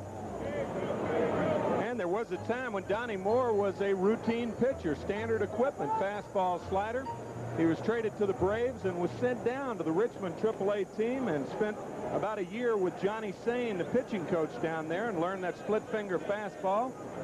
Here he is, one of the top relievers in the big leagues. And Doug DeCinces has a count of ball and no strikes in the bottom of the 7th inning. He has lined to center, and he's bounced to third. Not actually bounced. Paul Molitor made a great play on him. That's out of play. 1-1 to count. Up the screen and back down the screen. DeCinces has an interesting comparison of Gene Mauch and Earl Weaver. I think two interesting guys. Said their desire and mental preparedness to win is second to none. Corner 1-2. But the big difference is that Gene Mauch plays little ball and Earl Weaver plays 3-run homer ball. That is well chronicled, of course. Earl likes that 3-run homer. There's a little looper out in front of the plate. Charlie Moore right there. Now there's a case where Danny Darwin forgot where the bat was. If Charlie Moore backs up another step or so, he steps right on the barrel of the bat, and who knows what might happen.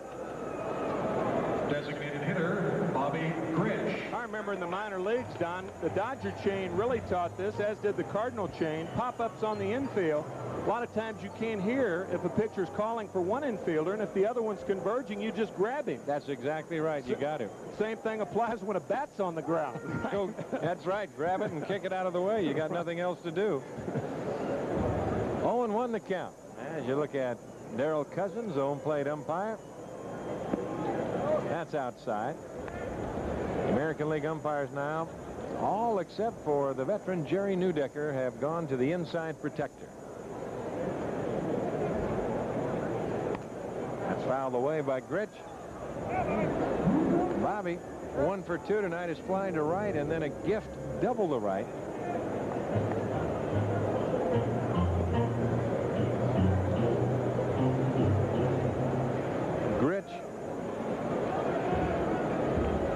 Be a free agent at the end of the year.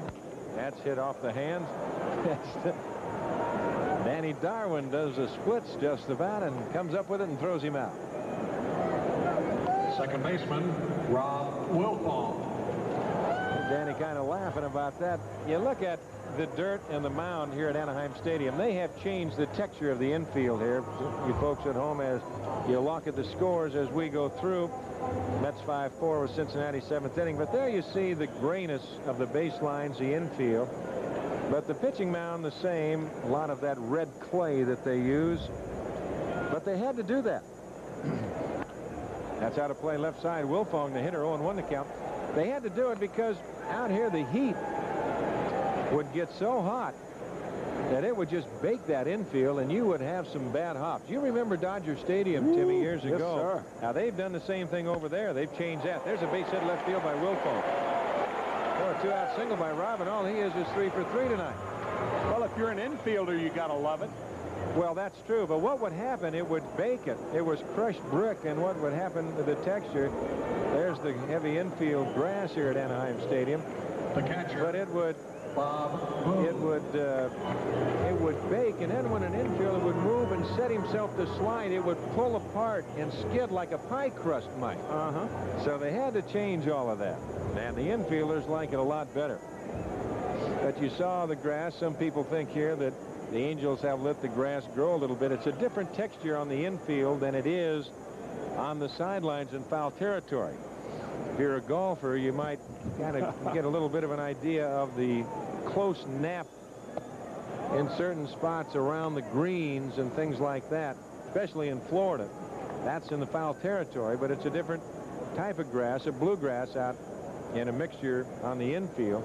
This is the only place where the fairway's in foul territory. That's right. That is a typical Florida fairway or rough right in foul territory here. The real tightness. Of course, you'll find a lot of the golfers, they've heard them talk so much about that, where they have to really concentrate when they are on some of those courses in Florida where that club head will just bounce off of that real tight-knit grass. But they keep the grass a different part on the infield, a different texture mixture, as Booney takes inside, 2-1 the count. They can't get it too short because of the heat out here. It'll burn it out. There you see who's not hot. That's a list to try and get out of. Scotty Fletcher with the White Sox on top there. Renicky, Percotti, Booney down at the bottom. That's outside. 3-1 the count to Bob. He has bounced to second and flying to left. And, of course, a lot of the infields will tell you about that little softer texture out there that's a lot easier on the knees, easier on the feet, which all leads to the lower back. Don, I think that last pitch was a pitch out. Rather daring pitch out with a count 2-1 and 2 out and Wilfong at first. That's line to left, and right there is Yelp. And Robin makes the catch and the side retired. No runs on a hit, no errors, and a man left. So we're through 7 here at Anaheim Stadium with the Angels leading the Brewers by a score of 2-1. So along with Tim McCarver, I'm Don Drysdale, our father confessor here, Mr. Jerry Klein, who's with us every week. And happy to have you with us tonight on ABC's Monday Night Baseball. It's been a good one. It's 2-1. The California Angels. It's either home run or nothing, Timmy. 21,000 here tonight. The Angels 80,000 ahead of last year. They're packing them in and stacking them up here at the Big A. Now here's Ernie Riles to lead off the top of the 8th. He was at bat when Molitor was cut down, ending the 7th inning. Good throw by Boone to Schofield. 1 ball and no strikes account with Cooper on deck. So the home runs by Rupert Jones and Rob Wilfong in the 2nd. The home run by Cooper in the 3rd, and that's been it.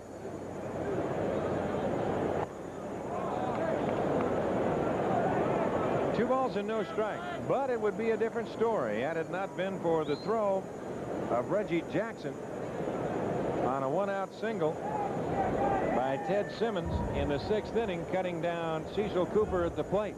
Well, we would be all knotted up at 2. That's high, and the count 3-0. Well, you saw that graphic flashed up there. Our guy's right on the stick in the truck, as Mike Witt has been knocked out of 6 of his last 10 games in the 8th inning. So the 8th inning has not fared too very well for Michael. A lot of times that can wear on somebody's mind. We'll see what happens. There's a strike and a count 3-1. A good hitting situation for young Ernest Riles. He has a little punch. He's got 2 home runs this year. 3-1. He knows he's going to get the fastball. And he pops it up left side. Might be a play. Schofield a long way to go, and that's just out of his reach.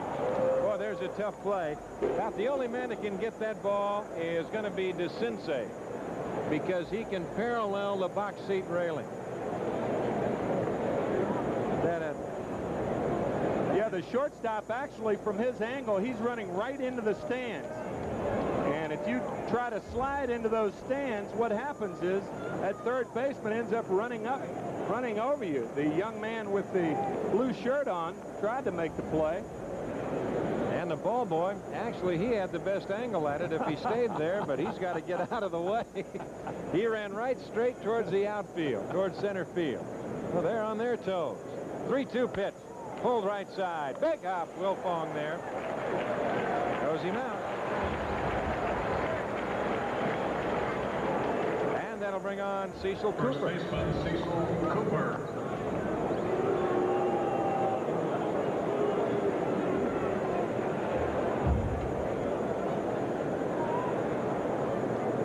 Cooper has accounted for the lone Milwaukee tally tonight with his 5th home run of the year, RBI number 49. That was in the 3rd, as I mentioned before. Then he had a shot right back up the middle his last time at bat in the 6th. He's 2 for 3, missing outside. Well, here's a case if you're Mike Witt or anybody. You're in a 1-run ball game. You got a man who can drive the ball on you, hit it out of the ballpark. You've got to say to yourself, if he's going to do it, he's going to do it with something away. I'm not going to give him anything from the middle of the plate in. He gets a curveball from the outside coming in, and Cooper bounces to Wilfong. There's 2 away. There's the man that we were talking about. You heard Gene Mauch talking about, Donnie Moore. The fielder. Well, the reason Robin you say in Yount. situations like this, a 1-run game in late innings, to pitch a guy away instead of inside, there's so many more mistakes made inside. When you make a mistake inside, it's a long ball. You make a mistake away, it's a single. Well, that's what I always maintain, but people didn't believe that. But if you're going to miss, you miss inside. You don't want to miss out over the plate. Right. So here's Yount, who's 1 for 3.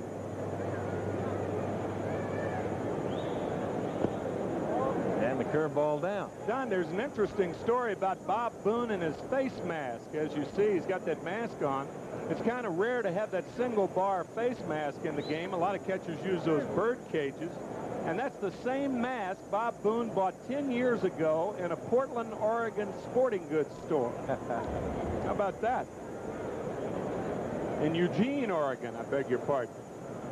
Yeah, the one in Portland's had the bird cages. 2 balls and no strikes a count.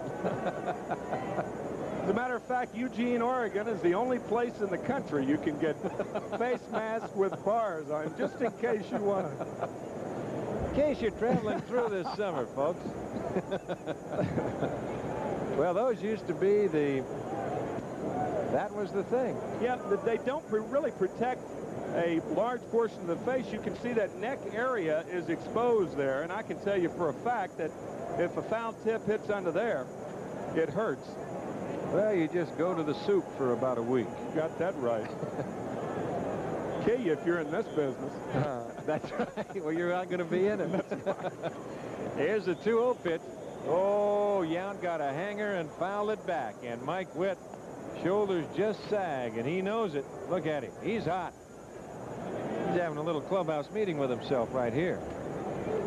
That was that hanger on the inside part. A lot of catchers don't catch those pitches. Booney probably just went out there and said, now come on, bear down. Let's not make a mistake. Power of suggestion. That's it. Missing outside, and the count 3-1. Clements and Moore in the bullpen. Ted Simmons on deck, so it doesn't make any difference which side Mauch wants to go to should he ever make a change here with Simmons. See right there, the line on Mike Witt. 7 2/3, 7 hits, a run, 3 walks, 5 strikeouts. Just missing.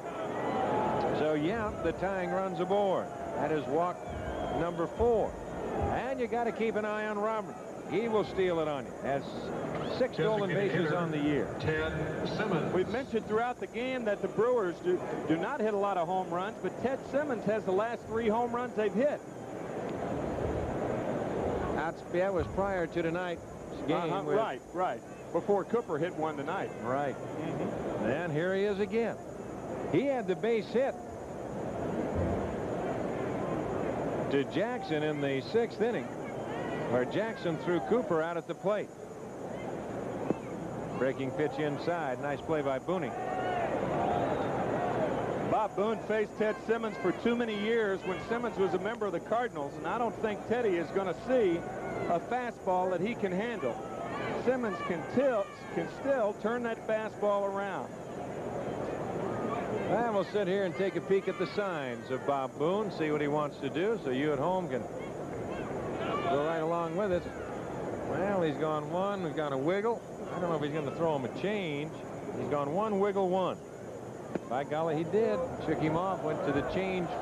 He's using the one to signify he wants the one wiggle. He wants the fastball change. And that's his third best pitch. You get beat on something like that at this stage, and you never forgive yourself. Neither will Gene Mock. Well, he's using sequence signs. 2-1-2. He's counting down, or curveball missing. And it's 3-0. So Mike Witt trying to stay away from the fastball, and he's one ball away from putting the tying run at second base. Well, he's thrown him curveball, changeup, curveball. I wonder if George Bamberger will green light Ted Simmons here. I know I would. Oh, why not? He's thrown 110 pitches on a warm night.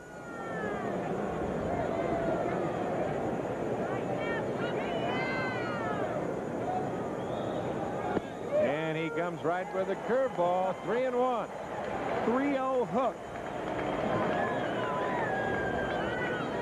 Well, they're thinking the same way. Now you put yourself in Simmons' spot. You say, well, they came at me with a 3-0 curve.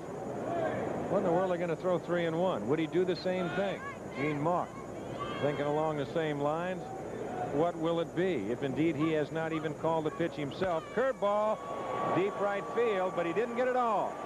Jackson is there. And that will do it as the Brewers are gone in the 8th inning. He was guessing right. He got the pitch and he hit it, just missed it. So we go to the bottom of the 8th inning, 2-1 California, and we'll return with baseball after this message and news headlines from our local.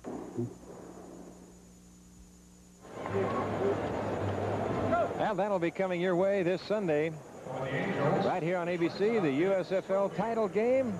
The defending champion Baltimore Stars and the Oakland Invaders. That'll be live at 8 o'clock Eastern on Sunday right here on ABC.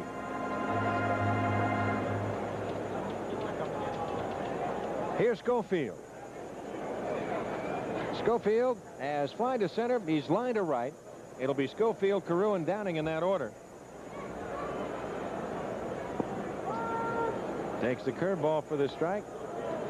Well, when you think of Dick Schofield, it's short. Of course, Angel fans can go back a couple of years and think of the little rooster that came over from the Boston Red Sox, Rick Burleson. Rick here at the ballpark prior to the game. He's still working out. Right now, his problem is throwing a little bit. You see California on top of Milwaukee. He's been hitting the ball well. That's foul away, and the count 1-2. But Burleson had the bad rotator cuff, and then he was working out until last New Year's when he dislocated his shoulders, of all things, lifting weights, and that just set him back all the more. Well, I'll tell you, what a battler that man is.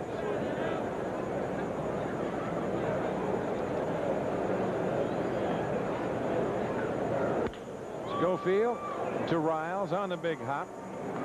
Throws him out. One away, and here's the leadoff hitter, Rod Carew. I'll tell you, when you see Dick Schofield also, you think of the job that his father did back in 1960 when Dick Grote went down with a broken wrist in the 6 weeks of shortstop that Dick Schofield played for the soon-to-be world champion Pirates. That's right. That's right. Boy, I'll tell you, that the Duck, he was something. He was another one of those Mugsies. Yes, he got his nose right down in the dirt. Right.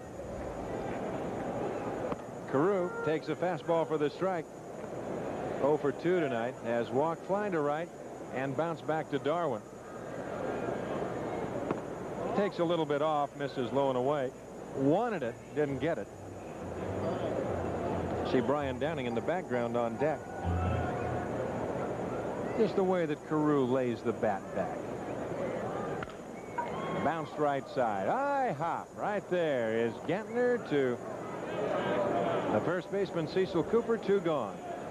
When you think of Carew and Cooper, you go back a few years to Cecil Cooper because it was Cooper who had a long talk with Carew about hitting, and all of a sudden Coop has got a little bit of that same style, that weight on the back through their conversations. There's Gary Pettis with his back to the camera. Gary, of course, with that left arm in a little bit of a, it wasn't a cast per se. It didn't look as all wrapped as Brian Downing doesn't get the fastball 0-1. Darwin turned that one loose. There it is right there. You see the wrap on the arm of Gary Pettis. Told you before, Pettis. That was Darrell Sconyers peeking in as Darwin will go to Cooper, and that'll do it. Very easy 1-2-3 8th inning for Darwin and the Brewers, and we're through 8 from Anaheim Stadium. It's 2-1 California. We'll return with ABC's Monday Night Baseball after this word from our local stations. In Cincinnati, the New York Metropolitans continue to hit them out of Riverfront Stadium. Moments ago, this was George Foster taking it deep over the left field wall, his 13th of the year with 1 on. The Mets have 4 home runs in the game, and in the 7th, lead the Reds 7-4. That's the story right here. For Milwaukee, The Angels 2 runs, 5 hits, no errors. Milwaukee a run on 7 hits, no errors. And the 3 scheduled hitters for the Brewers are Ogilvie, Gantner, and Moore. There's the chairman of the board on your right up there, the grand old cowboy himself, Gene Autry. He's as fit as a fiddle, I'll tell you that. And it's an exciting year for him. And everybody that's ever had anything to do with Gene Autry is happy for him. 25th anniversary of the California Angels. There's a strike to Ogilvie. Gene had those 2 phones in front of him, one of them probably to the bullpen, saying, get more up. There's Mike Brown in right field, so Jackson is out. Brown's in right. Out of play. 0-2 the count. So your outfield of Downing, Jones, and Brown from left to right. The outfield deep, rightfully so. They don't want a ball hit over their head. You've got Jimmy Gantner on deck. Ogilvie is 1 for 2 tonight.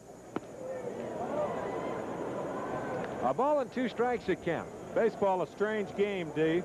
The guy who makes a defensive play of the game is taken out in the last inning for defense. For obvious reasons, of course. Brown with a little more speed. But Reggie with that big play back in the 6th inning. A ball and 2 strikes at count. Oh, that's hit hard. Deep down the line, it is gone. Home run by Ben Ogilvie. Got a fastball up over the plate, and he hit a line shot out of here.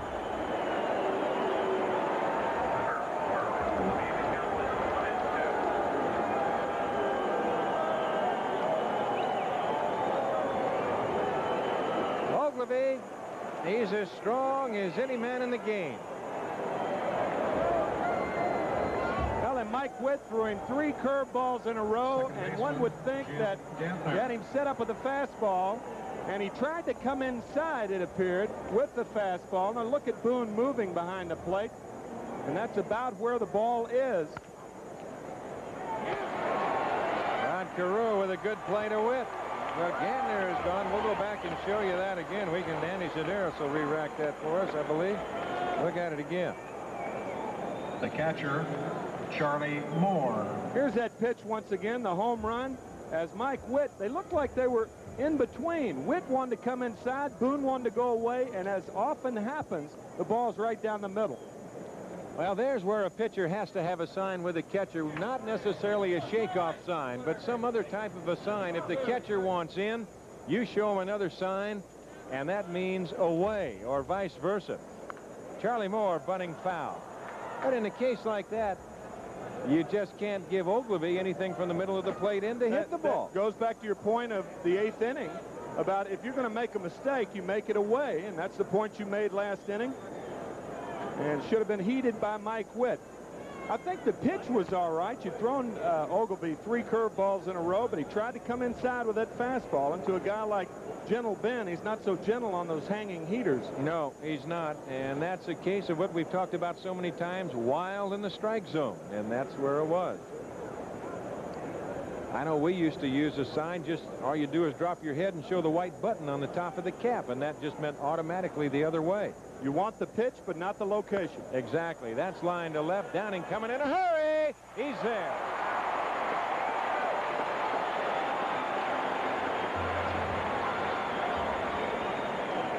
So there's 2 gone, and that will bring on Manning. Center fielder, Rick Manning.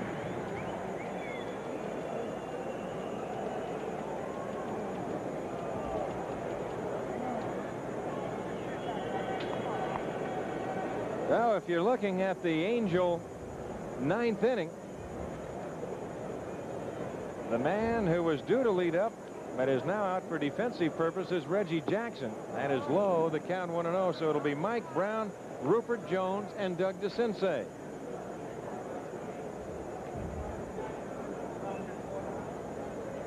The thinking is proper on all sides except the location. There's the strike. Thinking right along the ways that you'd want to do it, and that's the story. The 9th inning home run by Ben Ogilvy is 5th home, make that his 4th home run of the year, RBI number 24. And we're in a 2-2 tie. Hit to the hole, there's Wilfong on the knee, turns to get it. Side retired, but the run on the home run, we go to the bottom of the 9th inning, and we're all tied up at 2. Now Mike Brown will lead it off as we go to the bottom of the 9th inning, tied at 2. It'll be Brown, Jones, and DeCinces. And a reminder, this telecast is presented by authority of Major League Baseball and may not be reproduced or retransmitted in any form without the express written consent of Major League Baseball. Now here's Brown in a 2-2 tie. 2 runs, 8 hits, no errors for the Brewers. 2 runs, 5 hits, no errors for the Angels. Everything coming on the long ball. There's a looper, and Cecil Cooper almost jumped too quick, and he knew it.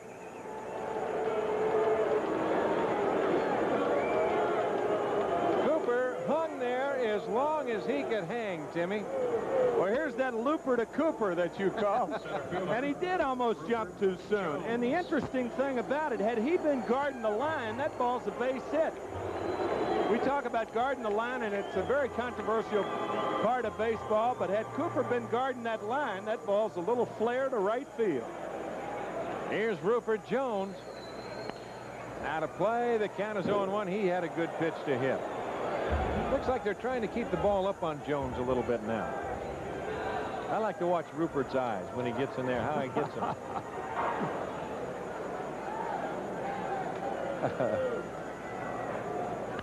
That's hit to the hole. There's Cooper. Good diving play. Rolls away from, goes to Darwin. In time. What a play by Cooper. And an excellent play by Darwin, staying with it. And for the second time, had Cooper been on the line, that ball is a base hit. George Bamberger does not subscribe to that guarding the line in 8 innings as much as in late innings as much as some managers do. What a play by Cooper, and a good play by Darwin. He got to the bag, found the bag, and stretched to make the catch. That ball trying to roll away from Cecil, and he just reached out and snared it and said, no, you don't. Come over here. So there's 2 gone, and here's Doug DeCinces, who is 0 for 3 tonight. Doug's 5-game hitting streak on the line. On deck, Bobby Grich. A 2-2 tie. Bottom of the 9th.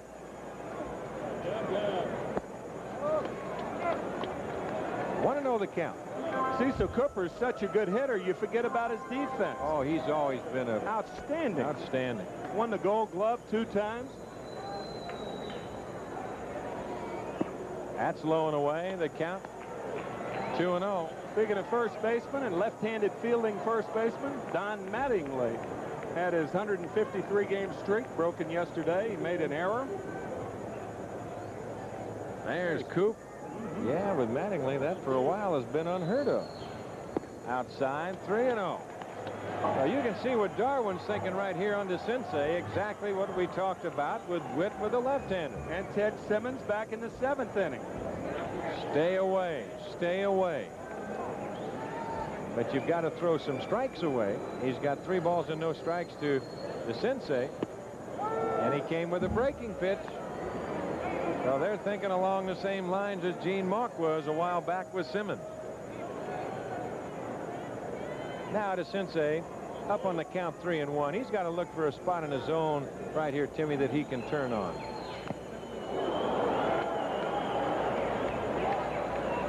Yeah, actually, when a hitter is ahead in the count, you make the box, and the box, which is the zone that you're looking for, you make it a little smaller than you do in an even count. And naturally, when you're a defensive hitter, you're protecting the outside part of the plate. High chopper. Molitor's over, full turn to get him. So we're going to go to overtime. 3 up, 3 down. The Angels gone in the 9th. Will go to the 10th in a 2-2 tie. There you see it again. The reason a third baseman will make the pivot and the play in this situation is to get something on the throw. And Molitor, a fabulous athlete, does it very, very well. So that's it. Through 9 complete. Milwaukee 2, California 2. Big A in Anaheim.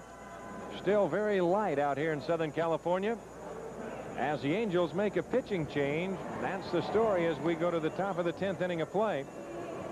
Young left-hander Pat Clements comes on, Timmy. Clements 5-0, a 2.77 ERA, his 32nd appearance.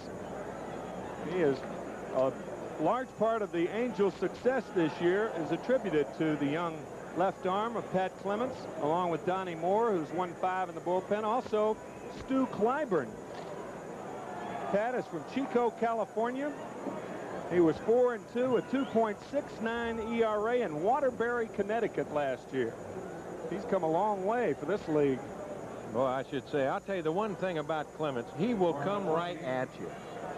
He does not scare off. And Mike Witt, he pitched a whale of a ball game. He threw 124 pitches. But on a warm night, 124 pitches, the top of the order coming up. Gene Mauch says, I just might go with a fresh man as he goes to Pat Clements. Now, Molitor asking for time, did not get it.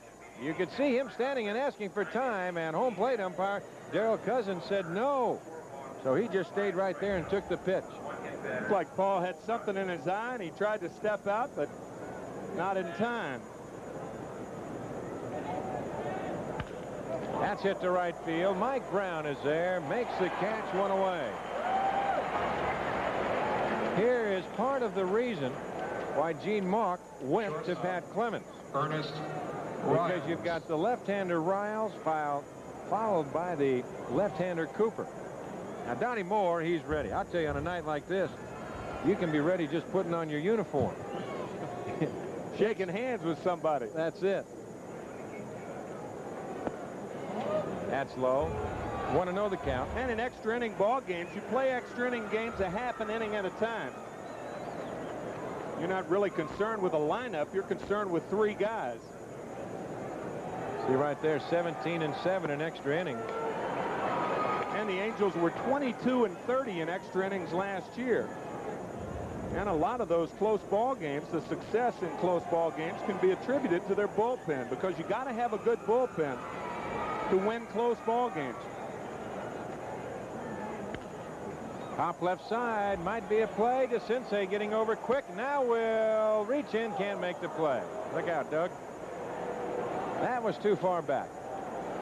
And of course, right there, the rule, as you look at the third base umpire John Hirschbeck, when the infielder goes into the stands, it's fair game, the ball. If he comes up with it, fine. If the ball is knocked away, there's no play. But should that fan reach out over the box seat railing and interfere, then the umpire, in his discretion, can call the hitter out. But that was well into the seats. 2-2 the count. Yeah, with all the back problems that Doug DeCinces has had, you hope he didn't hurt himself going into the stands there. There's Mike Witt. And he's got to be thinking about that fastball to Ben Ogilvy. Riles to Schofield. From behind the bag, gets him 2 gone.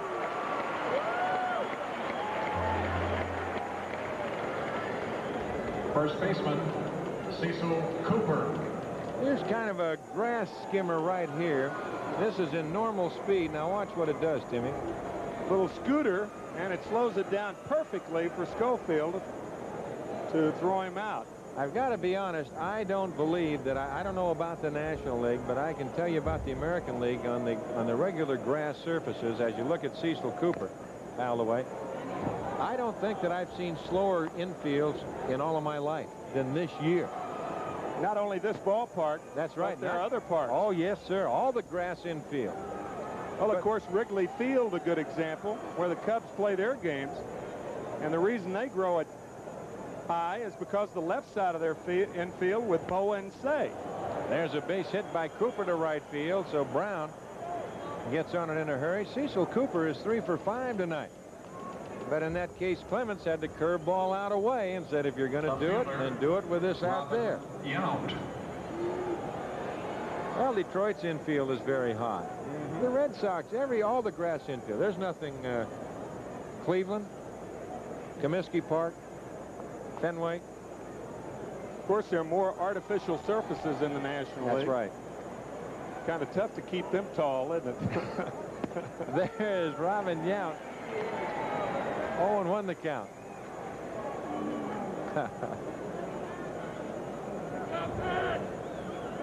But the point you bring up's a good one, because if you're playing on all this high grass and artificial surface, the contrast can really mess you up. Oh, it can. Trying to field your timing as an infielder is... That's the key, the infielder's timing, and a lot of times it'll be the outfielder's timing getting to a ball in the alley. They've got to really realize where they are, which they should anyway. 1 ball and 1 strike. That's low. The count 2-1 to Yount. On deck is Ted Simmons.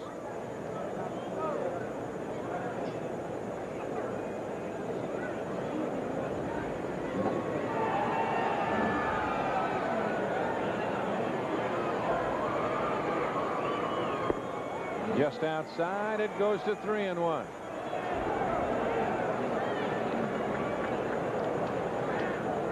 Infield double play depth to Sensei, fairly close to the line at third. The outfield deep and straight away, as you see. I should say there's 2 outs. The Sensei just close to the line right here with a 2-2 tie. Go ahead, run it first, and he walks him.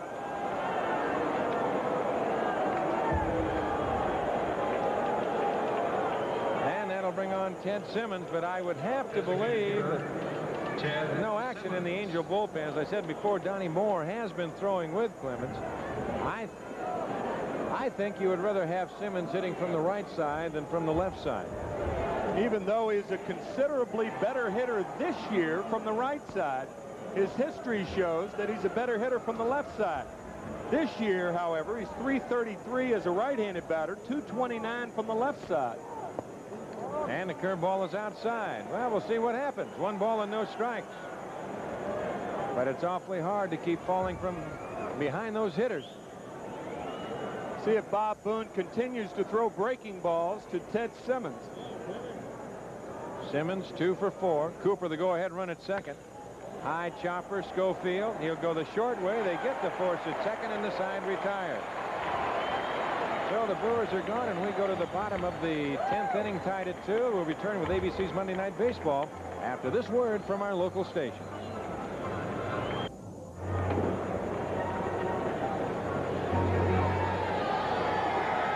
In the bottom of the 10th inning, a 2-2 tie. Bobby Grich, Rob Wilfong, and Bob Boone to face Danny Darwin. Out of play, 0-1. Manning slightly in right center.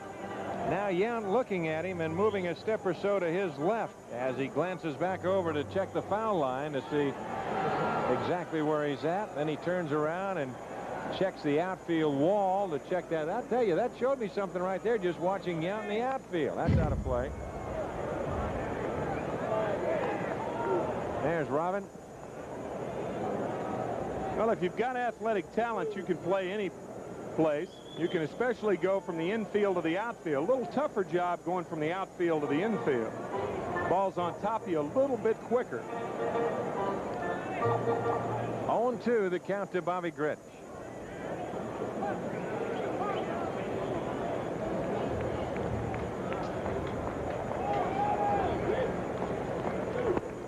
Just missing that breaking pitch. Bobby doing everything he could to stay on his feet. He was eyeballing that curveball. And the fans, 21,273, come to life as they look for a Angel rally. High.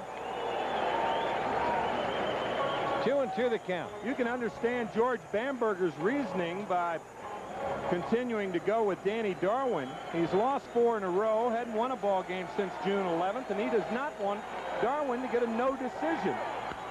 That's hooked down the left field line. It's a fair ball. It'll go to the corner. Yount over, playing the carom, and Grich is at second base with a double. He hung him a curveball.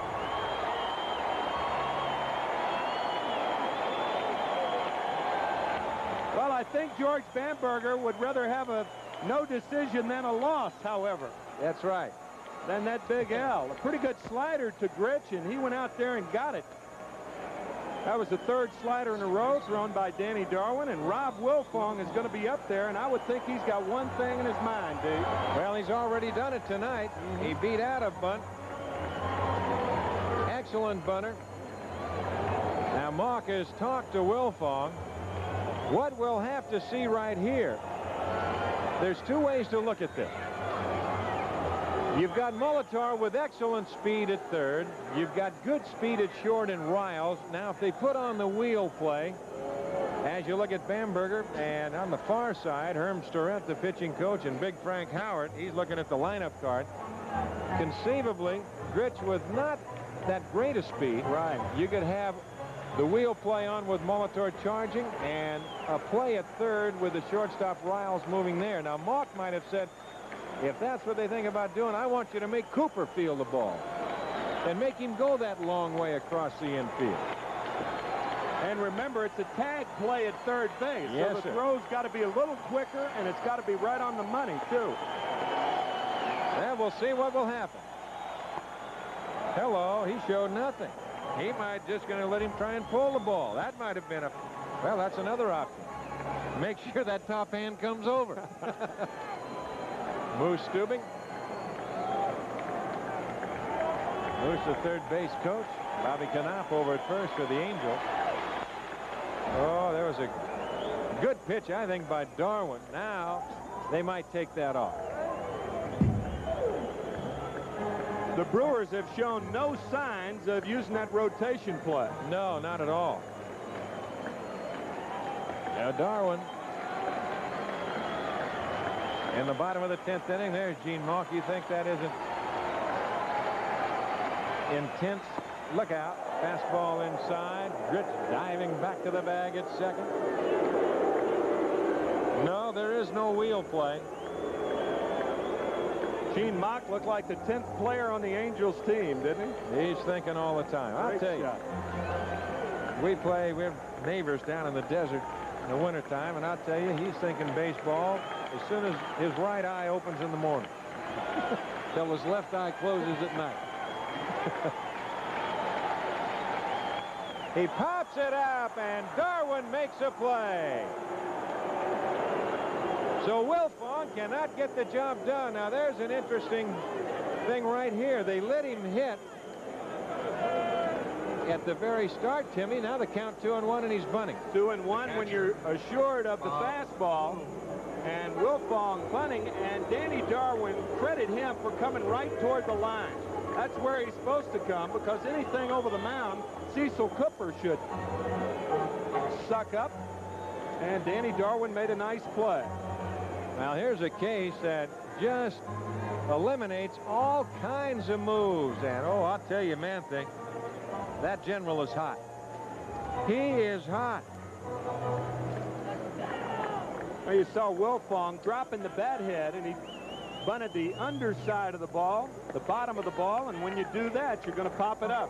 Always try to keep the barrel of the bat above the hands. And when you do that, it's tough to pop a ball up when you're bunting. Here's Bob Boone. You see one hit in his last 17 at-bats with runners on base. And Gene Mauch again.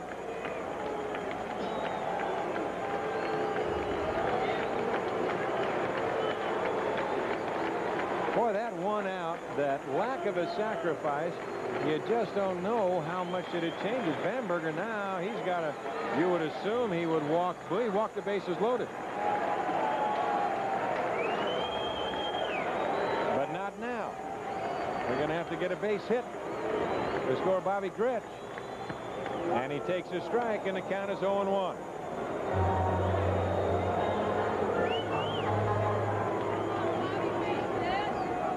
The longest outing of Danny Darwin's career, right here.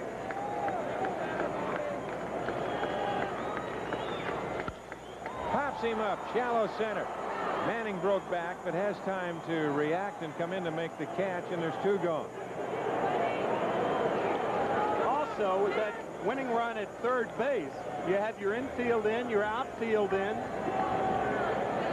It changes the entire complexion of the inning. But with Rich at second base, technically you need a base hit to scoring. Schofield. There's George Bamberger over in the Milwaukee dugout. Bambi, boy, I'll tell you, he's a dilly. He's turning around checking that lineup card, too. Who's next, he says. Well, it's Mr. Carew. So, well, we'll pitch to Dickey. I think I better pitch to this man right here. Schofield having a rough time average-wise at 189. He's 0 for 3 tonight. But I'll tell you, you can't go to sleep on this little man. He's got 5 home runs, 21 RBIs. But right there, you see what he's done against Darwin.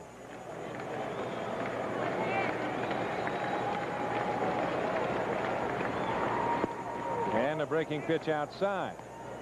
The thing right here, Schofield just trying to get the ball through the infield. Grich, the Angels have an advantage with 2 outs because Grich is moving on any ball hit.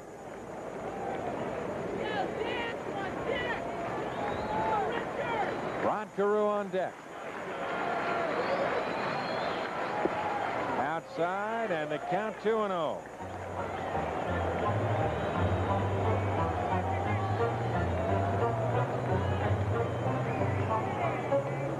Schofield's had 3 game-winning RBIs this year.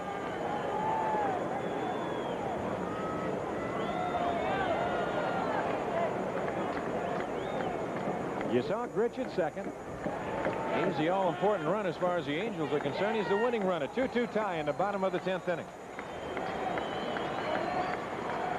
That's high. It's 3-0.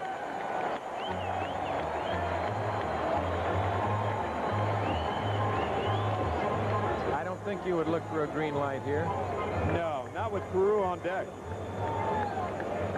But you never know. No, that's what makes the game so fascinating.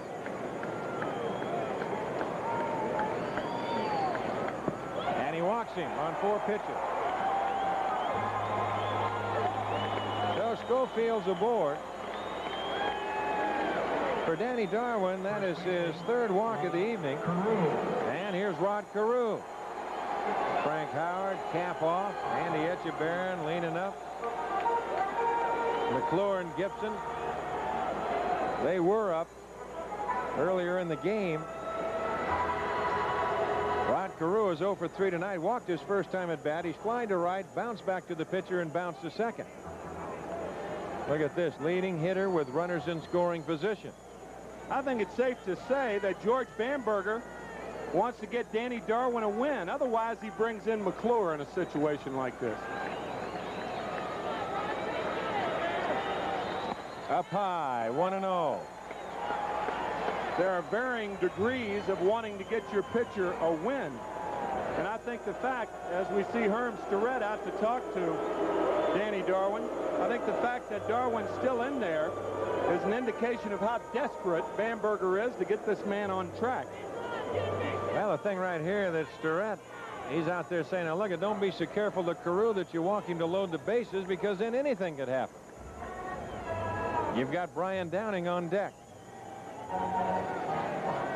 Well, a lot of managers, you're right. They'll like to get a pitcher in a situation like that, try and work him out of it. He's pitched a whale of a ball game tonight. Yes, 2 runs on 6 hits.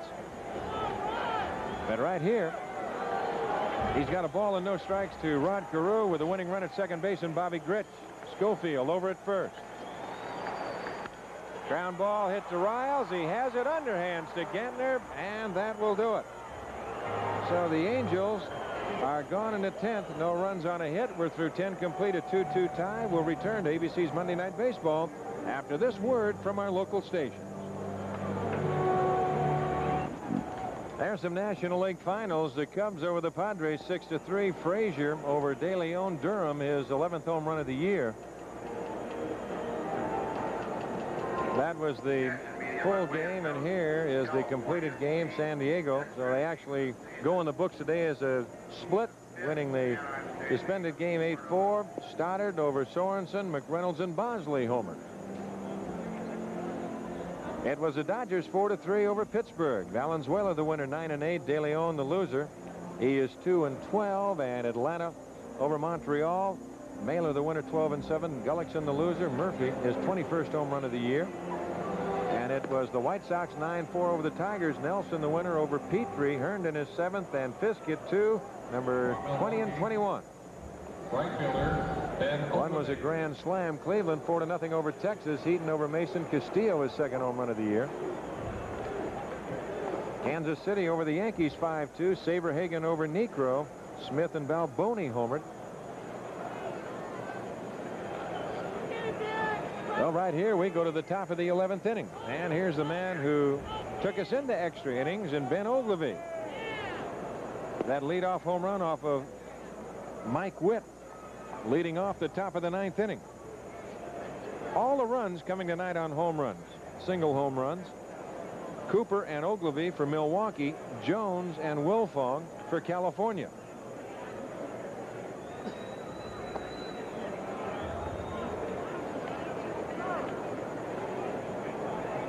So in that Kansas City game, their win over the Yankees, Balboni with his 14th home run. And it's either hit or miss with Big Steve. He leads the American League in strikeouts with 84. Outside, 3-0. Yeah, that's true. And just a reminder that your local news will follow immediately after the completion of this ball game. Well, curveball, curveball. They weren't going to go to the fastball to Ogilvie, and they walk him. That'll be coming your way this Saturday on ABC Sports Wide World of Sports. We had light heavyweight fight, Tyrell Biggs and Eddie Richardson, and the Firecracker 400. That stock car race. That'll be 5 o'clock Eastern and Pacific, 4 o'clock Central. Bill Elliott, the favorite in that pole position in that Firecracker 400. Right now, the NASCAR leader in points.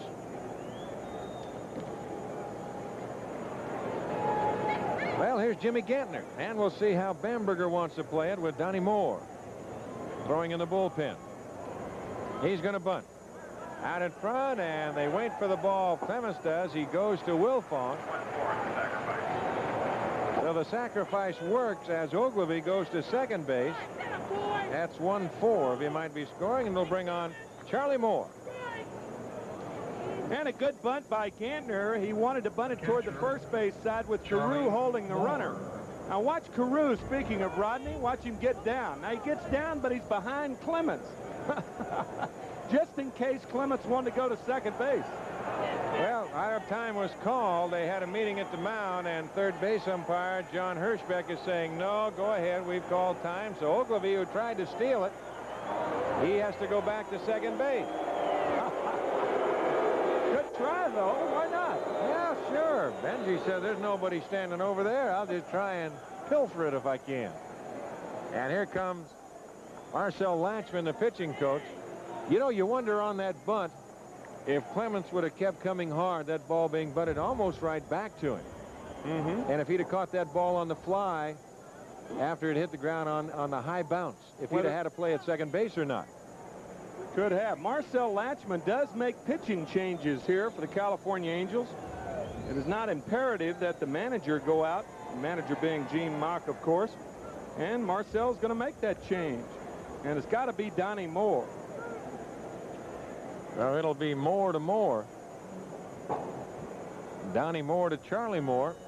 So indeed he has made the change. He hadn't made the move to the bullpen. And Donnie Moore walking off of the mound. He'll grab his jacket and he'll come on.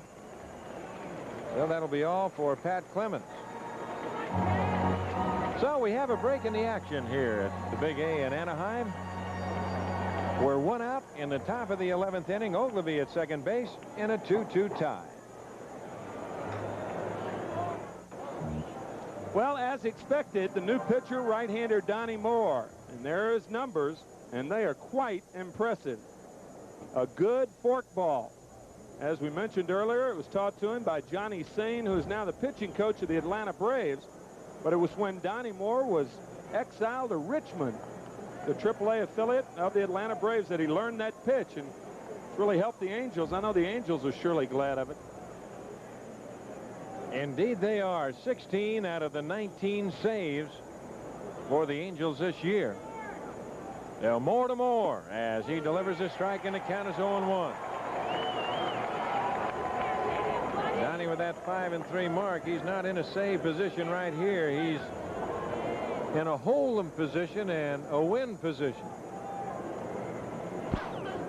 He's in that save that run position. That's what he's in right now. That's bounced up the middle. Schofield over in a hurry from behind the bag, the second base side of the bag, to throw him out.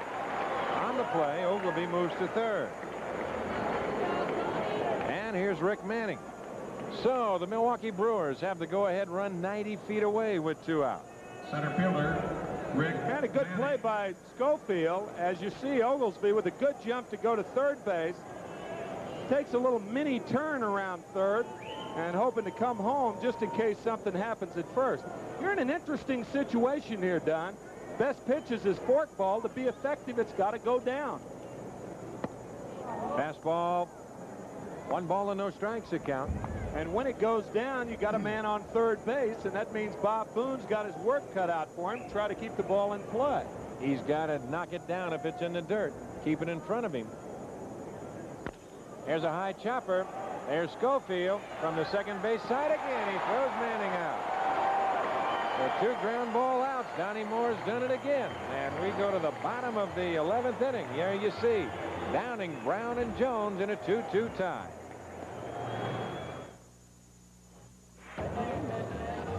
That's the story as we go to the bottom of the 11th inning, and a new pitcher for the Brewers. And it's going to be right-hander Bob Gibson, 6-4, a 3.19 ERA. He has started 1 ball game this year. This is his 21st relief appearance. He's worked 59 innings and struck out 36 and walked 31. Bob Gibson. Quite a great namesake there with Robert, the Hall of Famer for the St. Louis Cardinals. Yes, sir. I can tell you about Mr. Gibson of the Cardinals. I've seen this Bob Gibson a few times. For the Angels, As Brian Downing will lead it off, followed by Mike Brown and then Rupert Jones. Herm Starrett, the pitching coach of the Milwaukee Brewers, has an interesting comment about Gibson. He said he has a better than average fastball and he's wild enough to be good. And you and I know what that means. He's like the other Gibson, man. Got that right. Now here's Brian Downing, 0 for 3 tonight. 1-0 the count with Mike Brown on deck. Danny Darwin, he did himself proud. He pitched a whale of a ball game. He has really nothing to show for it except maybe getting back into that. Whoa, what was that? Go back and look at that pitch again. We can. I'm not. Told you Herm Starrett said he was wild enough to be good. 2-0. Watch him cock that arm. Well, thankfully, this comes with nobody on base. 2-0 to Downing. There's a strike and the count 2-1. I got to be honest with you. I don't remember Gibson with this kind of motion. Unless he's come up with a new pitch. See right there, 6 wins in relief, so he's had a good year. That's outside. 3-1 to count. Born in Philadelphia, makes his home in Springfield, Pennsylvania.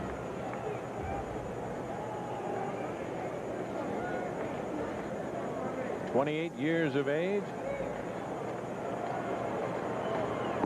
And he walks him. So Downing's aboard.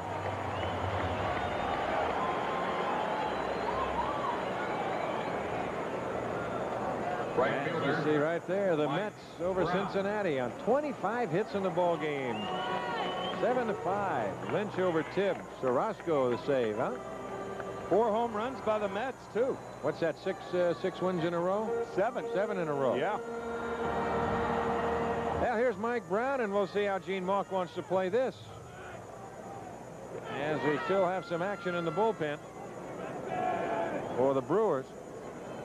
And it's Bob McClure, the left-hander. Bunt and a good one. Cooper has a play, and that's to tag the runner going by. Downing to second. So the sacrifice works. Cooper unassisted. Rupert Jones will be the hitter. His run does not mean a thing. They might just put him aboard and go to Doug DeCinces. Right. First base is open. Jones. I bet Rupert didn't think last summer that there was any way for him to be intentionally passed and have a team be working to Doug DeCinces behind him. But Rupert has been so hot. He has a home run in tonight's game, 2 yesterday. And George Bamberger and Gibson, they almost have to put him on. Oh, yeah. Well, his run does not mean a thing. The winning run is at second base in Brian Downing. That's ball 2 outside. The Angels were forced to pick up Rupert Jones because of the exit of Freddie Lynn, and also the guy that they got as the Type A free agent, or for the Type A free agent in the compensation pool, was Donnie Moore. That's right.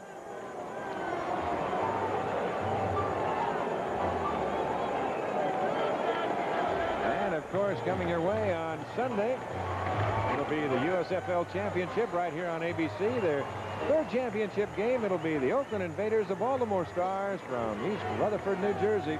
That'll be 8 o'clock Eastern time. Baltimore, the defending USFL champions. Well, here's Doug DeCinces. And there's George Bamberger on your right. Third baseman. Herm Storette on your left. Cincinnati. Bambi got that look on his face saying, oh, why me? Why did it have to be like this? This particular situation. Boy, out there, there's a great guy, George Bamberger. He's one of the most fun men I've ever been around. Yes, he is.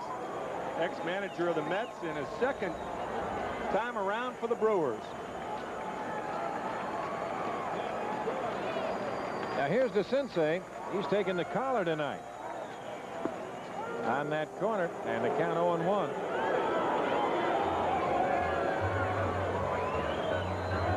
Well, Peter Lasser gives us some good news that the American League has a curfew rule. But the bad news is it's 5 hours away. Yeah, the bad news is this game started at 5:10.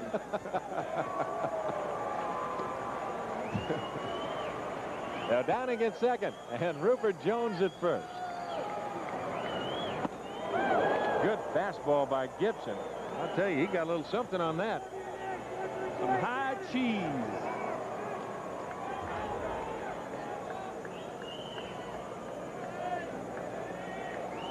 So Gibson out in front of DeCinces, 0-2.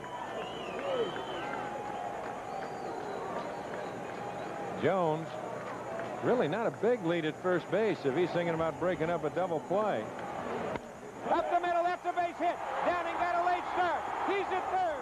Manning up. The throw to the plate. Not in time. Angels win it 3-2.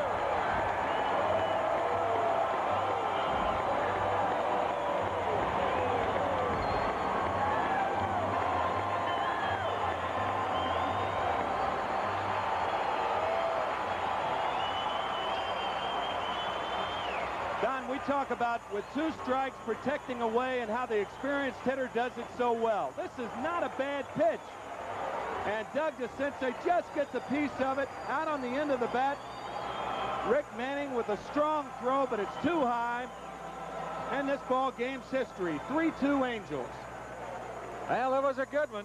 And if that's the indication of the rest of the series, it will be something. So for Tim McCarver, I'm Don Drysdale saying goodnight from Anaheim.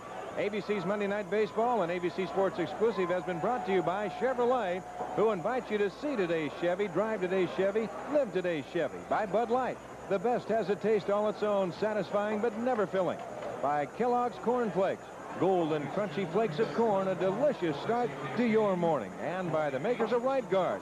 You work hard, you need Right Guard. Once again, the final score, the Angels 3 and the Brewers 2. Be sure to join us tonight for ABC News Nightline, immediately following your late local news on Nightline tonight. The Supreme Court may be moving in new directions on critical issues like separation of church and state, police power, and the rights of the accused. That's tonight on Nightline after your late local news. Travel arrangements made through and a promotional fee paid by United Airlines. United flies to Hong Kong from more top business centers with 3-class Royal Pacific service.